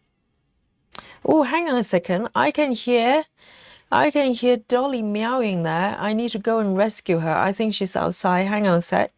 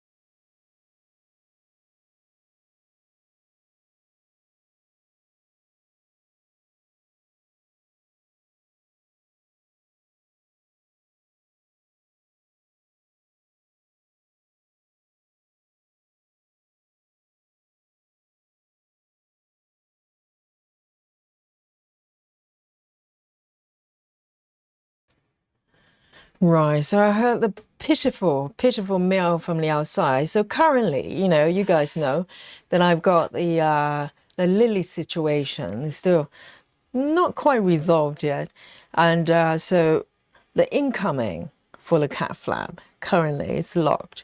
So she can go out whenever she wants, but she can't come in unless I open the door for her. So she was like going meow. I'm locked out, and she's a little bit wet as well. I think it's raining a little bit outside. Are you happy now, darling? Hey, sweetie, come on, let's see if we can have a little bit of dolly time. Okay, babe? Are you happier now? Are you happier now, babe? Come on here. Sweetie, come on. Hey, babe. The briefest purring session ever. Babe, do you want to come over? Honey? Oh, she's playing hard to get again. Sweetie, come over here. What's your message today?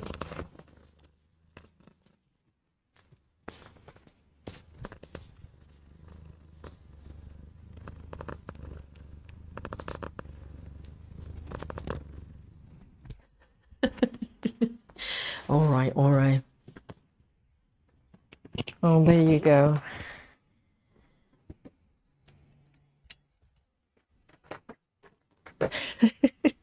Now she's following me.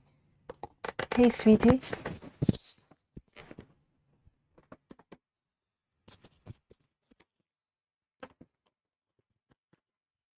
You want to come over here? Hey.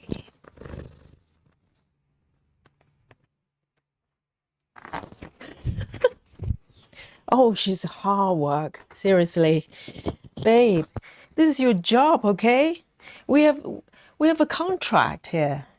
You and me, we stream together, and you get your treat, the Ciro treat every day. I know.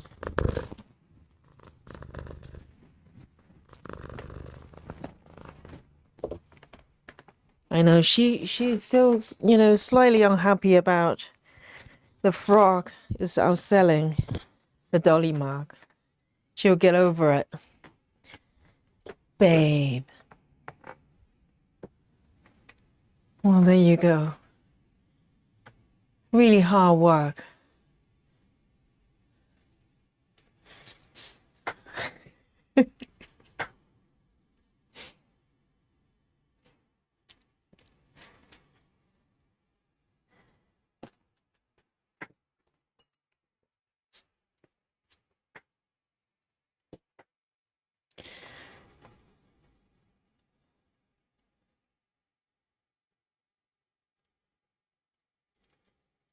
Oh, Andrea's. Hello, well done. Andrea says, I finally made a live. Work has been super busy, but today I found out we lost 25% of our bonus. So I'm not staying over for extra hours. I love it, Adrias. Well, not the fact that you lost the bonus, but the fact that you just go, that's it. I'm not putting up with that. Oh, why would they do that then? Oh, there you go. But you're here. Things are looking up.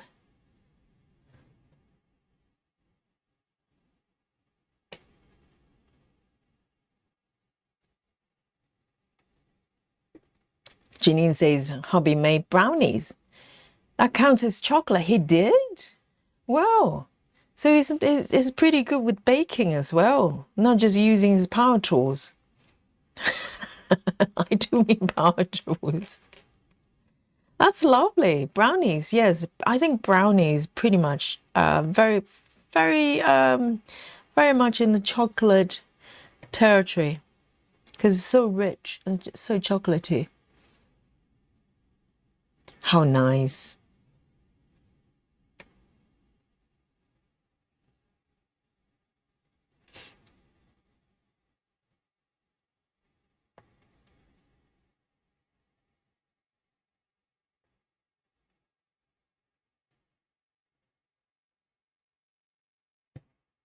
But I do have, because I always work as a contractor, and sometimes, the industry I was working in when I used to work in office tends to be quite competitive. You have people fighting for those jobs, and a lot of people kind of just, try to impress the bosses by staying late for work. So normally home time, maybe let's say 6 o'clock, and they will stay till like 7, sometimes later. And I had a no overtime policy from the start because I just knew it was a slippery slope, because you kind of, there's limited time in the evening anyway. If you stay at work till about 7, by the time you get home, it's nearly 8:30, 9 o'clock, and you have to go to bed, eat some food, go to bed, and start again the following day, and that's just not sustainable. That's not a happy life for me. So from the beginning, I just decided, well, if they want to, fire me for not doing extra hours, they're welcome to do that. I'm not willing to sacrifice my life for a job. And, the important thing is if I do a good job while I'm there, I don't want to, I don't want to stay there till 7:30. That's ridiculous.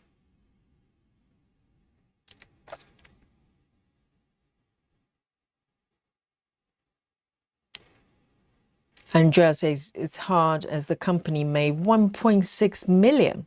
I'm like, yes, exactly. If they're not making profit, if they're literally just losing business, left, right, and center for whatever reason, then it's understandable. But did they explain to you why you're not getting bonuses?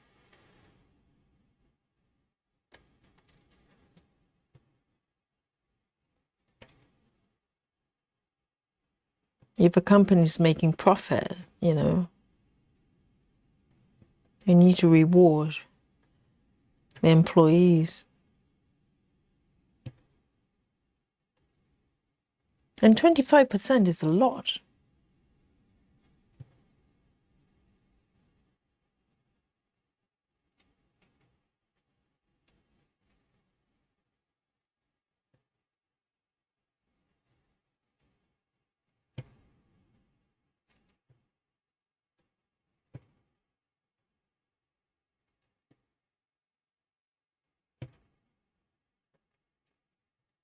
And the thing is, despite the fact that I refused to do overtime. There are only 2 occasions that I did overtime. They pay for it. They pay for every single minute that I was there. But funny enough, never had problems. No one ever come to me and go, hey, maybe you need to stay later. So it's a mind game, isn't it? It's a power struggle. It's a power balance between you and the company. You don't want them to sense that you are desperate for a job. And that's the key. You want to go in, and if they want your services, they pay for it. Simple.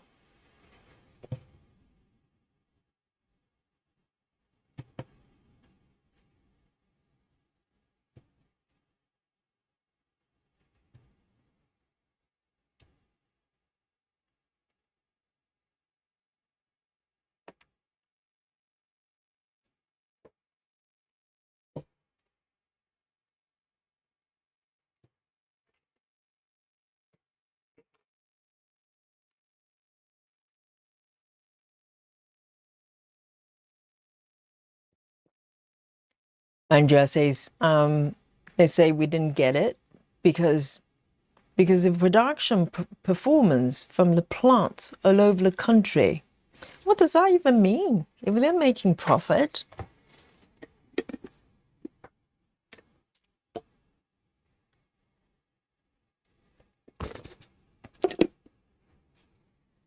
so unless they can come up with a genuine reason why they cannot, you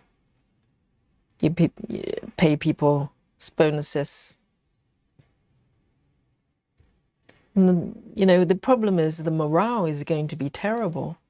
People are not going to be happy. It's like Andrea's just go, that's it. I'm going home.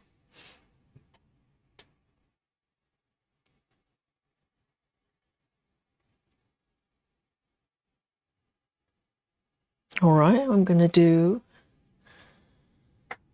this area right in the center.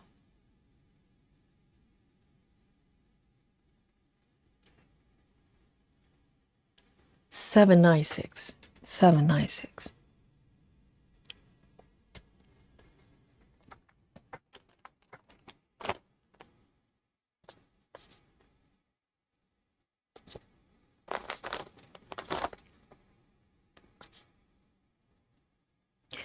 And now I'm feeling slightly better because this area, it was looking slightly, questionable, because it just looked like I was cheating. 796, and now it's looking a lot better.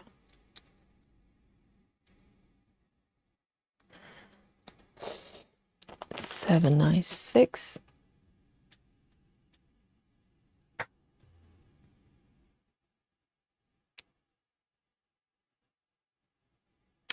Oh, Dominic. Dominic is a gamer as well. Dominic says, I'm afraid my stitching will have to take the back seat the next few days. The new Residential Evil game is coming out tomorrow. Another one. I think I've lost track which one will be the new one. Is it the one with the person dressed like a schoolgirl? I can't remember. I wasn't aware there's a new one coming out as well. It's a tough life, isn't it? Juggling Resident Evil and stitching.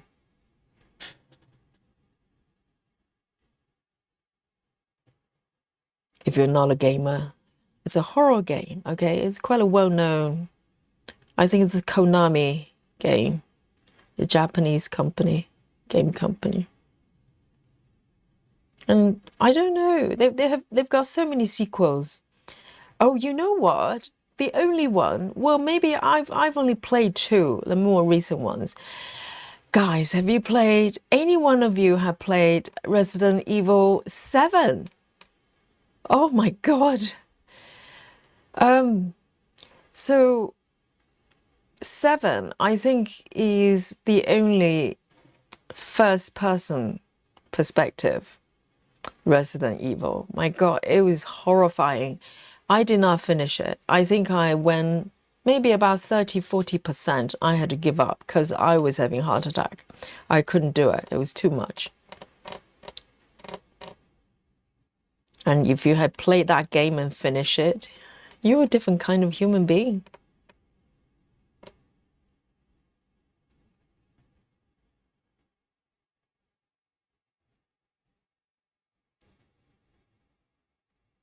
Oh, right, Dominic, that was Silent Hill. It felt so similar, doesn't it? Yes, that's a Silent Hill. That one has already come out, I think. So Resident Evil, the last one was that giant lady, wasn't it? Is it a sequel from that one? Biohazard, yes. That's the Japanese title. But over here it's called Resident Evil. And they have so many sequels. 7 was terrifying. It's kind of psychological horror. I'm just not made for that kind of stuff.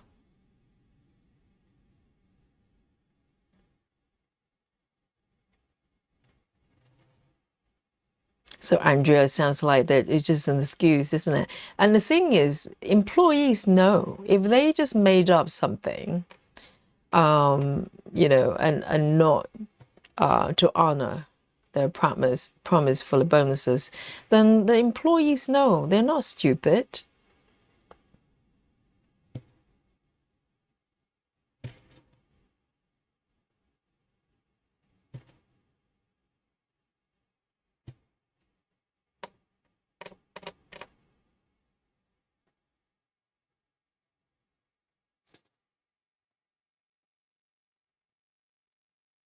And Louise says, I would do overtime twice a week, voluntary, until 8 p.m. If you didn't drive, they would pay for a cab home for you.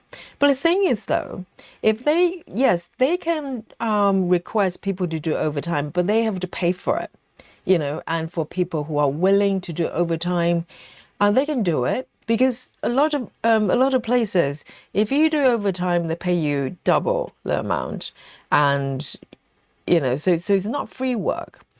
But any company culture that kind of puts sort of unspoken pressure on you, and you know, make you feel like you have to just stay there till later to prove your that you're working hard or your loyalty.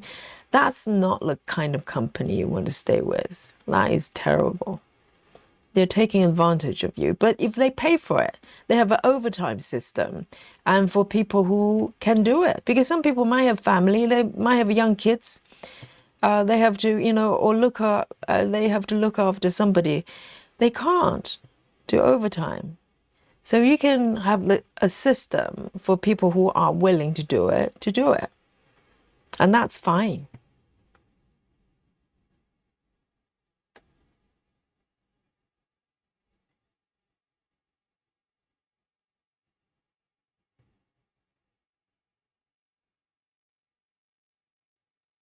Dominique says, I haven't finished 7th. It's called Biohazard. The 8 is with a big lady. Yes, 8 is the last one that I was aware of. That one I have not played. I mean, you know, generally,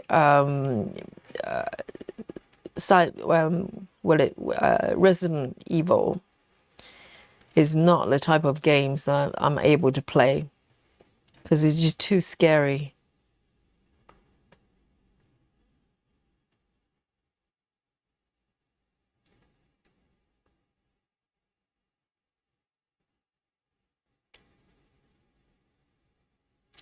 See you later, Ginny.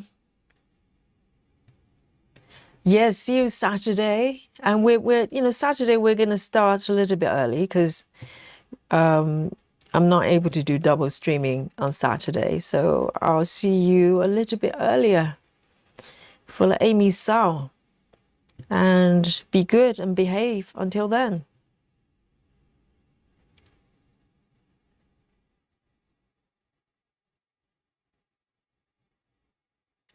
Rachel says here in the US, overtime is 1.5 pay. Well, 1.5, okay, fair enough. But some places they offer double. If it's probably depending on where you work. But the thing is, the company culture that I was working in, the kind of IT departments in large corporations, they kind of just expect you to do more for free because it's very competitive, and they're banking on the fact that you want to get ahead and be on the good books, for the bosses. So they kind of have this unspoken pressure that kind of apply on you to just do more for free. And I'm just not buying that. If you want me to spend time to do anything for you, you pay for it. That's it. It's a transaction. It's not charity. And to be honest, I never had problems. I think they respect you more if they know that you're not afraid. You're not afraid of losing the job. In a way, they know that maybe you're confident, and so it's psychological warfare. They have to wage. You cannot lose. You cannot show that you're weak in any shape or form. They won't know. 796, and there's nothing to fear. You can always move on and work for someone else. 796.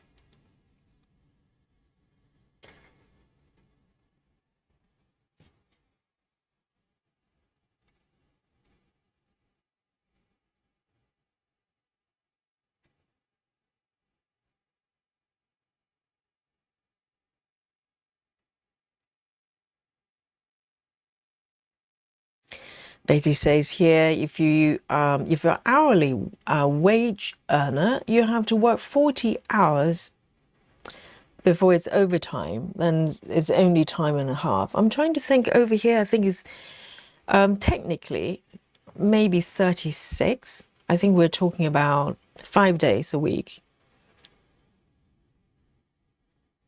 Maybe 40 hours, maybe 8 hours, 7-8 hours per day. But that's including lunch as well, just a normal work day. So it's kind of similar.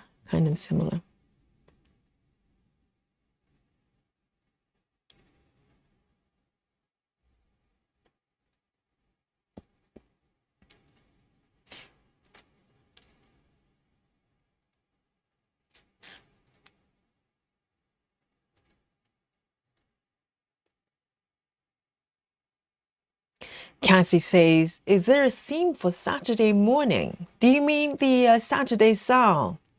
Yes, Amy Stewart, if that's what you're referring to. So every Saturday, we have a Sao together, stitching Amy Stewart's piece. I mean, you're allowed to join, doesn't matter what you stitch. We have a lot of stitches come in through side doors, back doors, and just parachuting down from the ceiling. I keep my eyes closed, just pretend that I'm not seeing it. Hey, Walkaway. Walkaway says, how's everyone? I've stitched 826 stitches today. My needle is smoking. Maybe the needles, are your needles bent? Because my needles are bent, but I'm not stitching that fast. Well done. Lizzie says, I'm finding it hard to stay awake, so I'm saying goodnight, everyone. Yes, a nighty-night, Lizzie. And it is kind of late in the UK. Lizzie is in the UK. So it's 12 o'clock is respectable. You're allowed to feel tired. So sweet dream, sweet dream.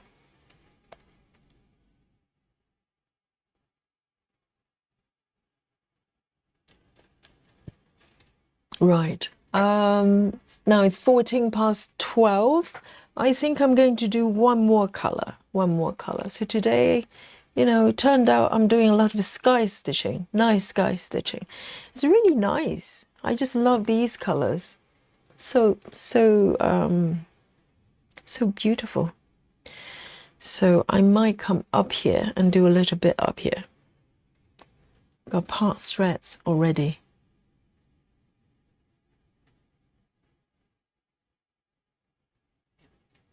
So this one is over here.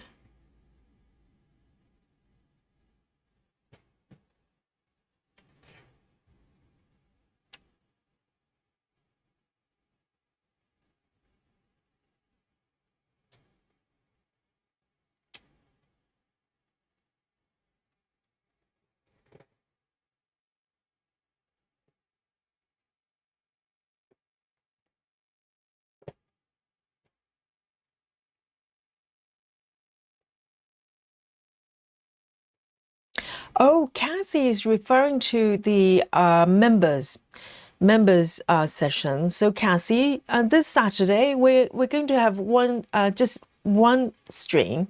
So the members session will not take place this Saturday because Yogi's got some stuff to take care of in the early afternoon. So next week we can do something together.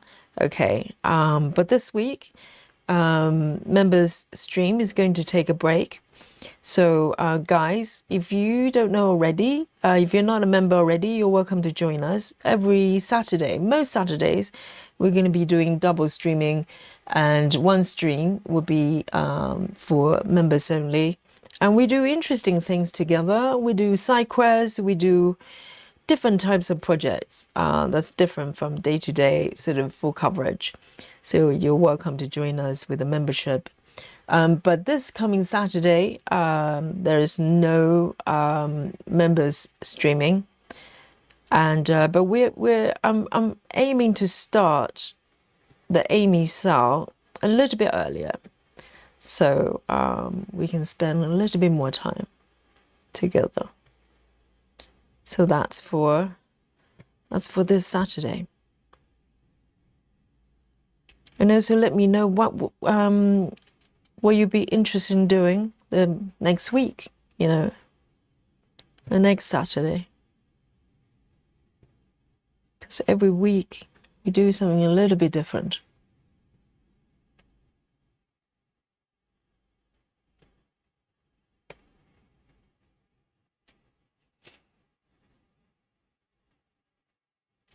Cassie says, I don't see a squirrel yet. I know. At the moment, it looks like a blob of chocolate stain. I know. But trust me, this is part of a squirrel, okay? If you don't believe me, I'm going to show it to you on my app in a bit. Just to prove to you. It's actually a squirrel I'm stitching, okay? And this squirrel, proportion-wise, is actually quite large. So this is supersized, and this is not a tiny squirrel. The squirrel is going to take up, my goodness, quite a large area. So this is just a little bit of the tail. So the squirrel is facing this way. I think the squirrel is going to be at least this size, like quite huge. Quite huge. This is super size. So we're talking about a lot of squirrel stitching here, okay? So one bit at a time, but officially I'm in the squirrel zone. 1, 2, I'm going to do 2 more.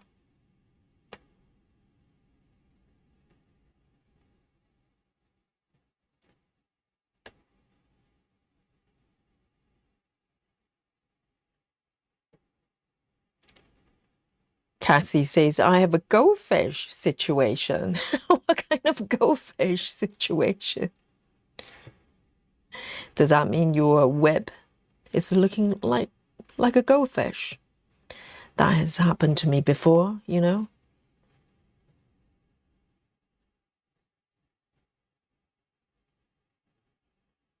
Okay then, this is my last stitch.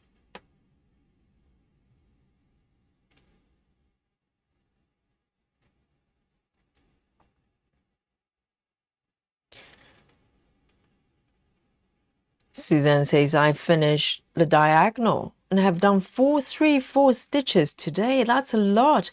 And it's slightly awkward. Now we know that Suzanne has done 434 stitches.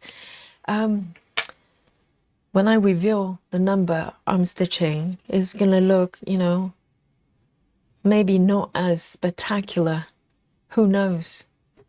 Let's have a look. So that was my last stitch today. Let me zoom out a little bit for you and show you what I've done today.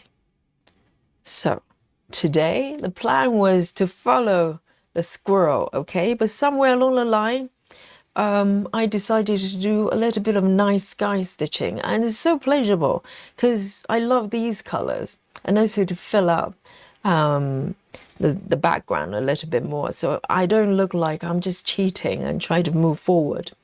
And but of course, I'm now officially in the squirrel area, and if you don't believe me, let me show you. First of all, if you haven't seen the markup, let me show you the markup properly. Look at that. And I'm starting from the upper right. Can you see a little squirrel there? That's where I am.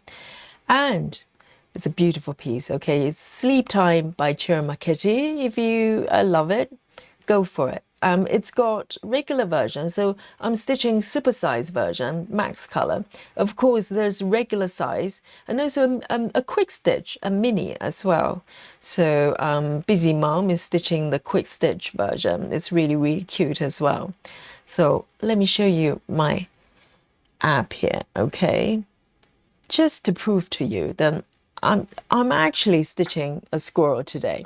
All right, can you see this brown blob here, like just a blob of chocolate? You can probably see the outline of the squirrel already, and it's huge in terms of the size. Okay, I'm going to turn on the markup. Can you see that? I am firmly in the squirrel zone. Can you see it? It's so beautiful, and I think the squirrel is sleepy. It's got eyes closed, or maybe some sort of glitch of the chart. The little eye looks like it's closed, but it looks very, very happy, this little squirrel. And you can tell this squirrel is not small in terms of this the sort of area it takes up. It's quite a large squirrel, so it's going to take me a little while, but I am starting from the fluffy tail there, and but I'm really enjoying stitching the nice sky there. So there you go, guys. Are you ready? And it is huge, isn't it, Cassie? So currently it looks like a little blob, but it's huge.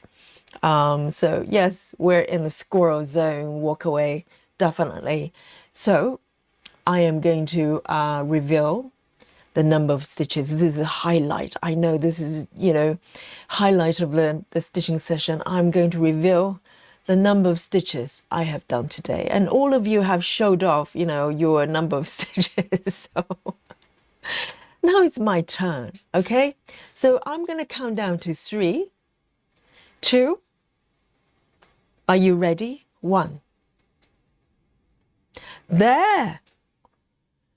The number of stitches Yogi has completed today in the squirrel zone is 354. Yeah, not too shabby, not too shabby. Okay, it's not 500, it's not 400, but it's 354. Not bad at all, not bad at all. And it's definitely a little bit faster stitching this way, because previously doing the color flow, I'm probably hitting maximum 200. So, you know, and it's kind of flowing at the moment. And currently in terms of percentage, 0.66. That's a lucky number, 0.66. So not bad at all, not bad at all. And it's looking good. It's supersized, you know, a lot of details, maximum amount of details you can get with this piece. So guys, now it's 24 past midnight and Yogi is going to sign out and go to bed. And I hope you enjoy your session as well. And remember, tomorrow is the rest day for Yogi. And we're going to come back on Saturday for Amy, Stuart, Sal a little bit earlier. I'm thinking maybe 7:30, something like that, if I could make it. And we can spend a little bit more time together because only one session this coming Sunday, okay? So, nighty-night, everyone. And I'll see you on Saturday. Behave. Bye-bye.